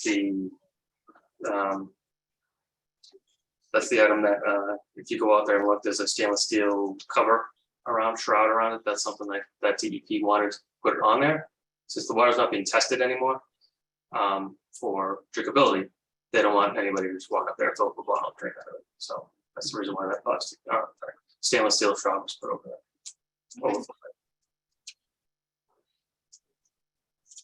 Is there any questions, Ruby or Laura? Any questions or comments? No questions. No. Thank you. Rob, is there anyone with their hand up? Yes, there are a couple people with their hand up, and we're gonna start with Jamal Braithwaite. And she should be able to speak now. Or should be coming over. Where'd he go? Oh, you dropped down below. Hello, Jamal. Hi, can everyone hear me? I believe so. Okay, great. Hi, so my name is Jamal Brathwaite. I wanted to speak about the Heritage Court project, agenda item 8. I had my hand raised, but I just wasn't acknowledged. Can I just speak about that? I'll be brief. I know that you guys, this is going on over 3.5 hours, so I'll be brief. I believe that's been continued till next month. If you could revisit on the 21st of next month. As long as, I would leave it at that, but I just wouldn't want it to be a new topic where it's not taken into consideration. I'll be brief. In short, I support the decision made tonight. But in addition to that, I'm asking if an additional stipulation, special condition can be added. What it is that I'm a resident there at Woodland Park, and I'm one of the trustees on the homeowners association. And what it is, we're asking that to the open space parcels, please be transferred over to the homeowners association. Jamal, Because it's Jamal, this is really outside of the purview of this particular hearing that we're having right now. If you could please contact, sure. and So I just- just, Megan Shane's been contacted already, but I didn't hear her introduce the topic at all. So she's already been given a written notice regarding this, but it just wasn't factored in today. Yes, and the written notice, again, it is in the public drive. The commission has it regarding the special conditions being requested. At this time, the commission has not discussed any special conditions for the Heritage Court, but certainly the commission has that written correspondence. The commission and the public can view it in the public drive. And again, when the discussion turns to special conditions, any comments related to special conditions will be discussed at that time. Okay, thank you. Thank you so much. Appreciate everything. I believe Representative Dubois is next. Here we go. hello, Michelle. Hi again, everybody. Oh, if I'm here this much, I might become a little bit more educated about all the complicated things that you deal with, and I really appreciate you guys dealing with them. My name is Michelle Dubois. I'm a state representative. I'm here. I honestly believe that this project has been taken out of order. And really, we should not be talking about the idea of putting a house on this property until there's an official decommissioning and abandonment of the drinking water supply. That has not been issued. Right now, they can't build on this land because it is the zone 1 of a drinking water supply, as I understand it. So we're sitting here, as I understand it, talking about this public drinking water supply. The idea that we're sure that it's going to be decommissioned or abandoned by the state, because we're not. Right now, it's officially a public drinking water supply. I mean, I don't know all the steps in abandoning a public drinking water supply. The gentleman here that says that spring's been running in that same exact area for hundreds of thousands of years, which is total speculation. He hasn't really given that much information about has the drinking water supply been abandoned. But what I do know is it's something like, and Megan, I'm sure knows, 50 feet, 100 feet from where the wellhead is a zone 1 of a drinking water supply. And there are tons of restrictions about what you can do and what you can't do in the zone 1 of a drinking water supply. So even if the proponent is saying, well, the owner of the property is going to abandon the drinking water supply, it's not done yet. So why are we even thinking about the prospect of putting a house there when what they're really asking you to do tonight is to approve putting a house in the zone 1 of a drinking water supply? That's as I see it. It is still the zone 1 of a drinking water supply because it's an official drinking water supply. So I'm not understanding why we're even contemplating it, because what I think is going to happen is that this developer is trying to get some kind of permit from the city, that then they can go to the state and say, see, even the city doesn't want this to be a drinking water supply anymore. They're playing this against ourselves. I am opposed to decommissioning a drinking water supply. If the owner wants, I don't own the land. I understand I don't own the land, but if you want to sell, you bought that land knowing it was a public drinking water supply. And if you want to no longer operate a public drinking water supply, you should sell it to another company. I can understand that doesn't help your bottom line of cutting out competition, but it is a public drinking water supply. And I don't think the city should be rolling over to give up our public drinking water supply. I mean, if worse comes to worse, the city should purchase it, the state should purchase it. We should not be giving up a public drinking water supply. I think that this whole agenda item is out of order until they come before the city and this body and show that the state has decommissioned the public drinking water supply. All I know is there are gigantic rules around zone 1 of public drinking water supplies, and this is a public drinking water supply. So I don't understand why the city has even allowed it to get this far. At the very face of it, we should have turned them away and said, get your decommissioning of the drinking water supply. And once you get that, come back to us and we'll talk to you about all this ideas of houses and roads. But as of right now, it is a zone 1 of a drinking water supply. I don't even understand why this is on the agenda. So maybe someone can explain that to me. I have a lot of problems with it. And maybe I don't think I'm misunderstanding, but I would love to hear more. Thank you very much. I am totally opposed to this. Thank you, Michelle. I'm sorry, but Megan, is it a public supply or was it a private company that owned it and bottled water there? Yes, it's a private company.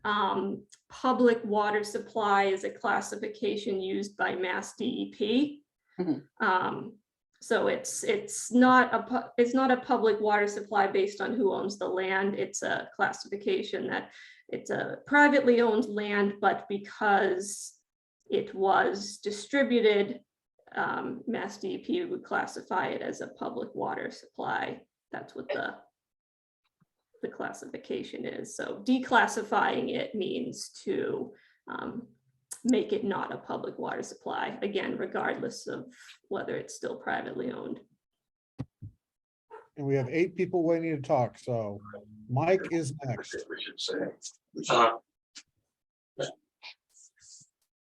Mike, you.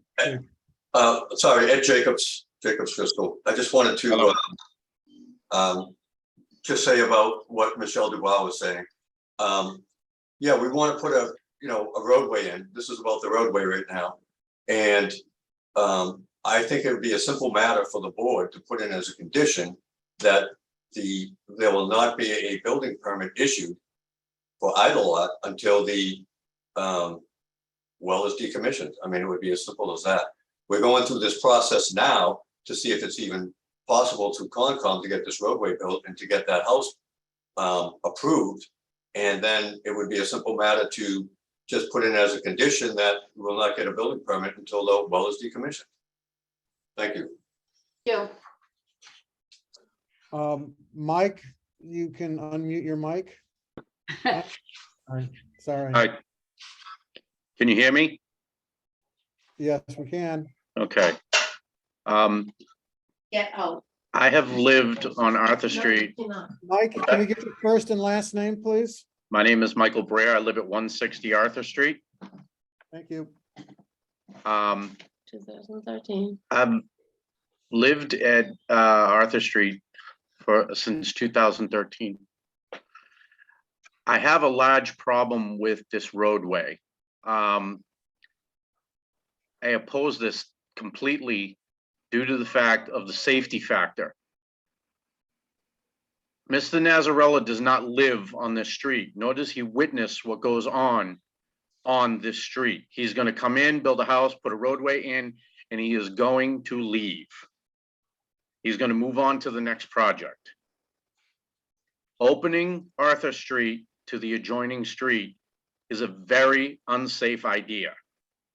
I have watched numerous cars speed up this street to find out that it's a dead end They wind up in the woods. They've hit the rail at the water house, all of it. My son is autistic, and he's also a running risk. I have twins here in my home. There's triplets that live across the street. It's safety awareness for my son.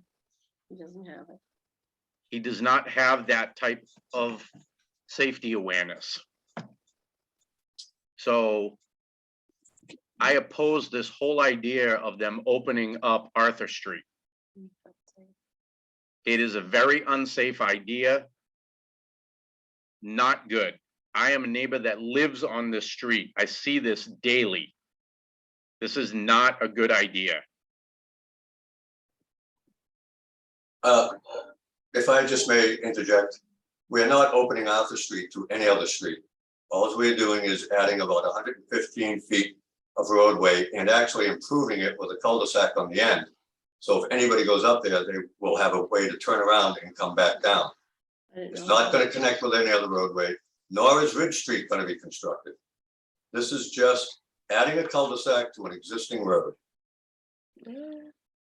So the road is going to remain Closed. basically closed, just going to have a cul-de-sac at the end. Correct. Okay, that is not what we were told and or explained by other neighbors. We're going to pull up the plan so you can see for yourself what we're designing. Here's Arthur Street, where the cursor is right now, Yes, sir. and it's white. That's where Arthur Street comes up. And right here, it's intersecting with Ridge Street, going north and south, which has not been built. And all we're doing is what is in gray that looks like a bow. That is where we're adding a cul-de-sac. That's all we're doing. Okay, I like that. So Ridge Street will not be improved. Ever. Yeah, there's How many plots? Two or Two. one? Two. one right here. Two and houses. one right Yep. So 2 houses will be built. I like him. Doing this, adding this cul-de-sac pretty much ensures, not pretty much, absolutely ensures that Ridge Street will never be constructed. Because there'd be no reason for anybody to want to construct anything up in here, because this lot has frontage here. And this lot has frontage here, this lot has frontage over here. Right. So it would be way too expensive for anybody to try and extend Ridge Street. And going this way, they'd have to cross wetlands, which, and then the right away gets much an hour, where it's just not really possible to connect over to Bellevue, and there'll be no reason to do that either. I understand the wetlands thing. I've lived up here. The other thing that I'm concerned about is the runoff. We had a leak.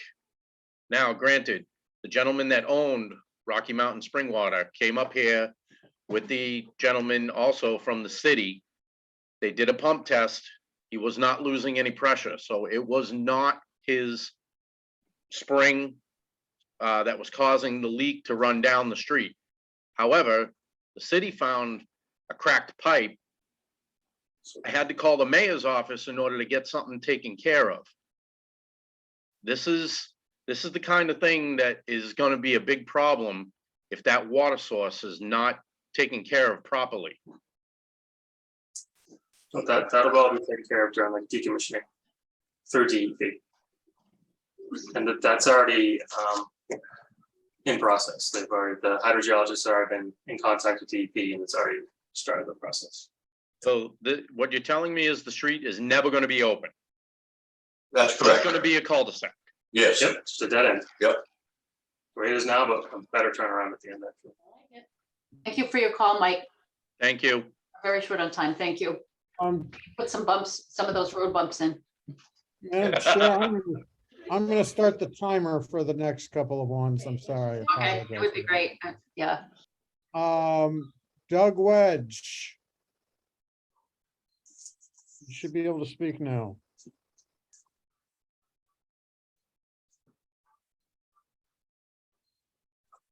Doug, you can unmute your microphone. I was trying to. I You don't. got me? Yep, gotcha.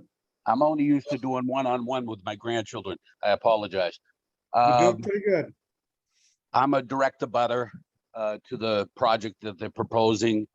When they say they're going to cap the well and not draw that water out of the well, and said that it will have no effect. The geologist says this. Well, with climate change, that's not a guarantee.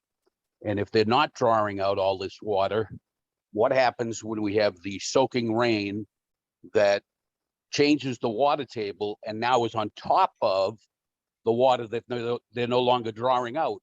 Where's that going to go? They cannot tell us. Nobody can tell us. At one time, several years ago, they attempted to build 9 houses in there. It was stopped because of this same issue. They can't tell us where the water will go. And if anything, in that past period of time, the climate has gotten worse. So I am opposed to this. And if you allow them to put the road in now, there's nothing to stop them to go back to the city and say, listen, the road's already there. Let us put other houses. Let us do other work. I mean, they're trying to pull a fast one, is what I'm saying. Thank you for your time. Thank you for your call, Doug. Oops, Sorry, sorry. what's his address? Doug, what was your address? 65 Ridge. Thank you. Counselor Lally. I am tempted to wish the commissioners good morning, but we're not there yet. Getting close. Baby steps. I'm gonna try and beat the buzzer. I want to echo the sentiments of my constituents who have spoken and who are going to speak. I have some serious concerns about the project. I'm going to keep it to the water. You know, I have constituents up there who have, you know, water problems now, pumps in their basement. This is Cary Hill. This is the highest point in the city. You know, taking away, you know, I get the whole thing where, you know, they're saying that they can, you know, cap the spring and everything, but you know, folks are already seeing water coming in through other places. We are, as a region, New England as a whole, rapidly running out of towns, not Brockton itself, but the towns around us are rapidly running out of serviceable wells and accessible drinking water. You know, to have a you know, a resource like this in this kind of time, it's short-sighted to dismiss it for a couple of houses.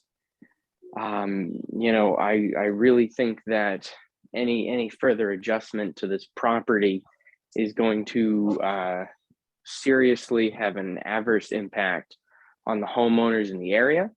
And I would say that as officials given the public trust, you know, to serve the city, we have a loyalty to the folks who already live here, and not folks who may one day in a potential new construction.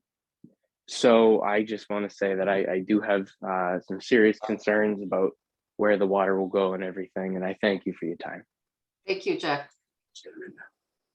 Madam Chair, to follow up on what Counselor Lally was just saying, and I believe Representative Dubois had asked about it also, or commented on it also. It has been represented to the city by the property owner that the well is being abandoned because it is no longer fit to drink. And I think, I know this case is going to get continued. I can feel it in my bones. But I think that the commission would want some documentation on that. Certainly. That was Rob, right? Yeah. That was Rob, sorry. Rob, could Ed Rose speak? He's the property owner. Ed Rose is the property owner? Yes, and he's on. I'll take him out of turn. Sorry, Dave. Ed? Hello, guys. Can you hear me? Yes, we can. Yes. Yeah, so I'm president of Rocky Mountain Spring Water, and I can answer any of your questions up there, and I can answer some of the counselors and the state representatives' innuendos and misinformation. Number one, we've owned the spring since 1998. The previous owner was Blue Hills Spring Water. The site's been an active water supply for over 100 years. It does have an active radius around it. It's actually 249 foot, not 100 foot. That's a grandfathered radius. That is a grandfathered non-conforming spring up there. We started having problems with the spring probably back in December of 2020, where we were getting groundwater mixed in. It was in basically at the same time as you people had issued the permits on 496 North Carey Street. I believe there was a variance granted for 2 houses. And there was a bunch of garbage piled up in there, and it contaminated the groundwater up there. So we started getting significant coliform hits up there, and we closed the well. Now, we have not pulled any water out of there since October of 2021. That's the last time we pulled any out. So the spring is a non-conforming source. We cannot do improvements up there to the water supply. The state's not going to buy it. The town's not going to buy it. No one's going to buy it for a water supply because it's non-conforming and it's small. It's only permitted for 9,900 gallons a day. The natural flow of the spring itself is 1 gallon a minute. And that's what's been flowing out that overflow 1.5-inch pipe for almost a year. 1 gallon a minute. That's the natural flow. DEP reclassified the site back in we bought it in 98. I think they reclassified it as from a spring to a well 3 years after we bought it, because they said we were influencing how much water was coming into the hole because the pipe was in the cistern itself. The natural flow, for all clarification, is 1 gallon a minute. And the abutter that had talked about the pipe that was broken in the street, that had nothing to do with us. That was a city main that was broken, which we helped get resolved for him because it was running down the street. We've been a good neighbor for 30 years up at that place. We're left with a piece of property that cannot be used as water. Trust me, we would rather have the water like we have for 30 years up there, or however long we've owned it since 1998. We're basically giving the project away for 3 conforming house lots when our water source got ruined up there. Believe me, we'd rather have it as a water supply. But it's not feasible as a water supply. We've talked to DEP about upgrading it. They won't let us upgrade it because we don't have the protective radius. There's minimum standards to have protective radiuses, and it's a 400-foot protective radius. And as the radius shrinks, so doesn't the capacity of the well. So given the amount of radius that's up there now, the DEP would let you withdraw, if the water met quality standards, it would let it withdraw about 900 gallons a day. So that's why the property is being sold. On top of, there's too high a risk because those 2 new houses up on North Carey got built. That was number one. There's been a lot of development up on that hill above North Carey Street, all the way above the fire engine. All of that groundwater up there has been disturbed for the last 1.5 years. And we were getting coliform hits in that well every week. We weren't serving it to the public. We closed the well down. So we test raw water and we test finished water up at that place. And we were getting coliform hits all the time. And that's why we shut it down. So I just want to clarify the record because there's a lot of scare tactics going on. There's a lot of, innuendos, and most of it is not science, to be honest with you. You're dealing with a 1 gallon a minute natural flow. When they talk about capping the well, all it is, it's an underground spring box that the spring flows into. When it reaches probably 7 feet of water in the spring box, it goes to an overflow pipe. And it's been like that for over 100 years. Okay. And all we're talking about is we're not capping anything. We're putting a cover because there's a 24-inch hole there that our pumps in that we used to transfer over to our 10,000-gallon tank. And what happens is you got to put a cover on it to secure it, because if there's no building there, a little kid could be walking through the woods and fall in the hole and drown in the cistern. So it's got to be secured. That's a requirement of DEP. Giving up this thing as a public water supply is an automatic. Once I file the application, it's voluntary. This isn't a public utility. This is a private owned piece of property. And we're voluntarily giving up our water supply up there, not because we wanna, because we have to.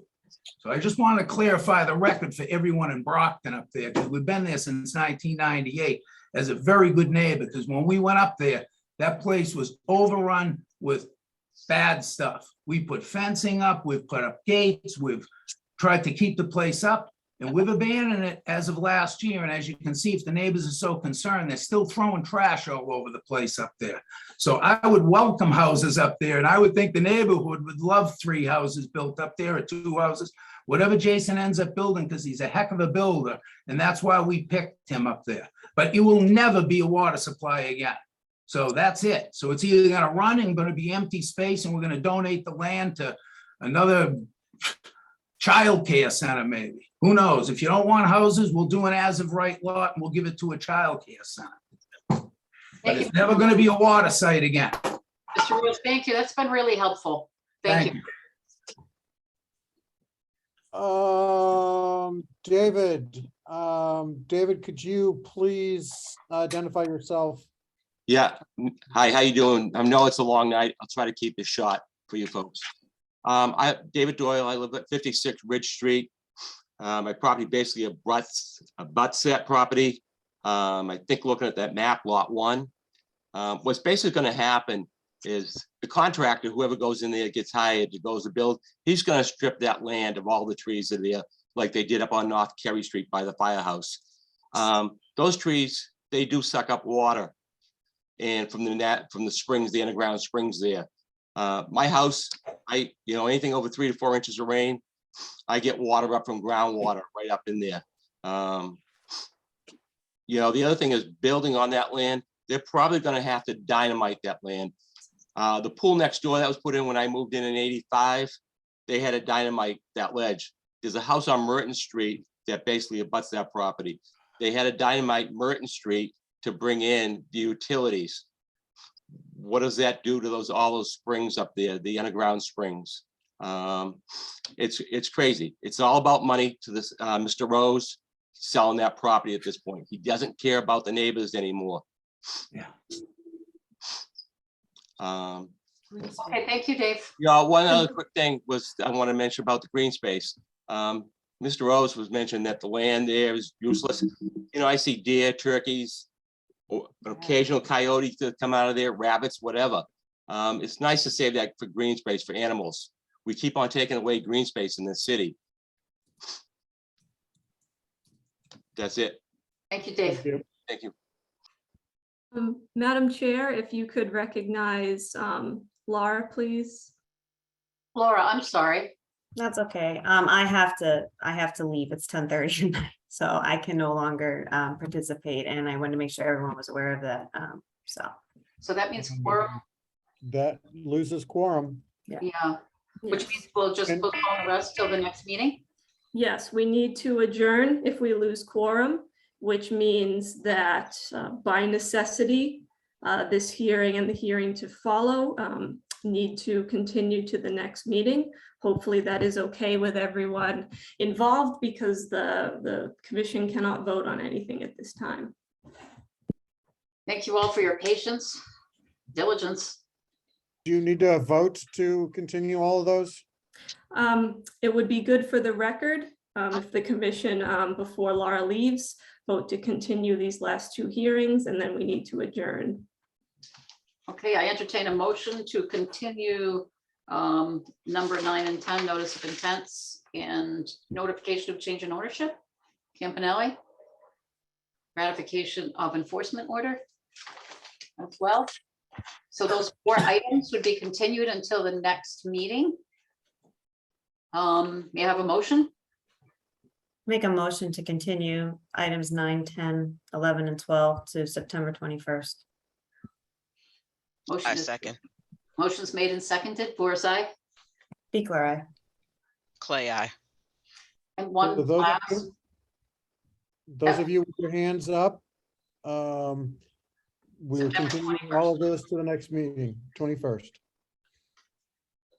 the very last thing that I really do have to do is nominate Laura Biegler to vice chair of this committee. So I move that Laura Biegler be nominated as vice chair of the Conservation Commission. Second, anyone? I second. Clay, Okay, Boris, aye. Clay, I. Laura? Am I supposed to vote for myself? Okay, Biegler. aye. Oh, no, I'm sorry. I don't think so. I believe this meeting is adjourned. Thank you. Have a good night. Good night, everyone. Um,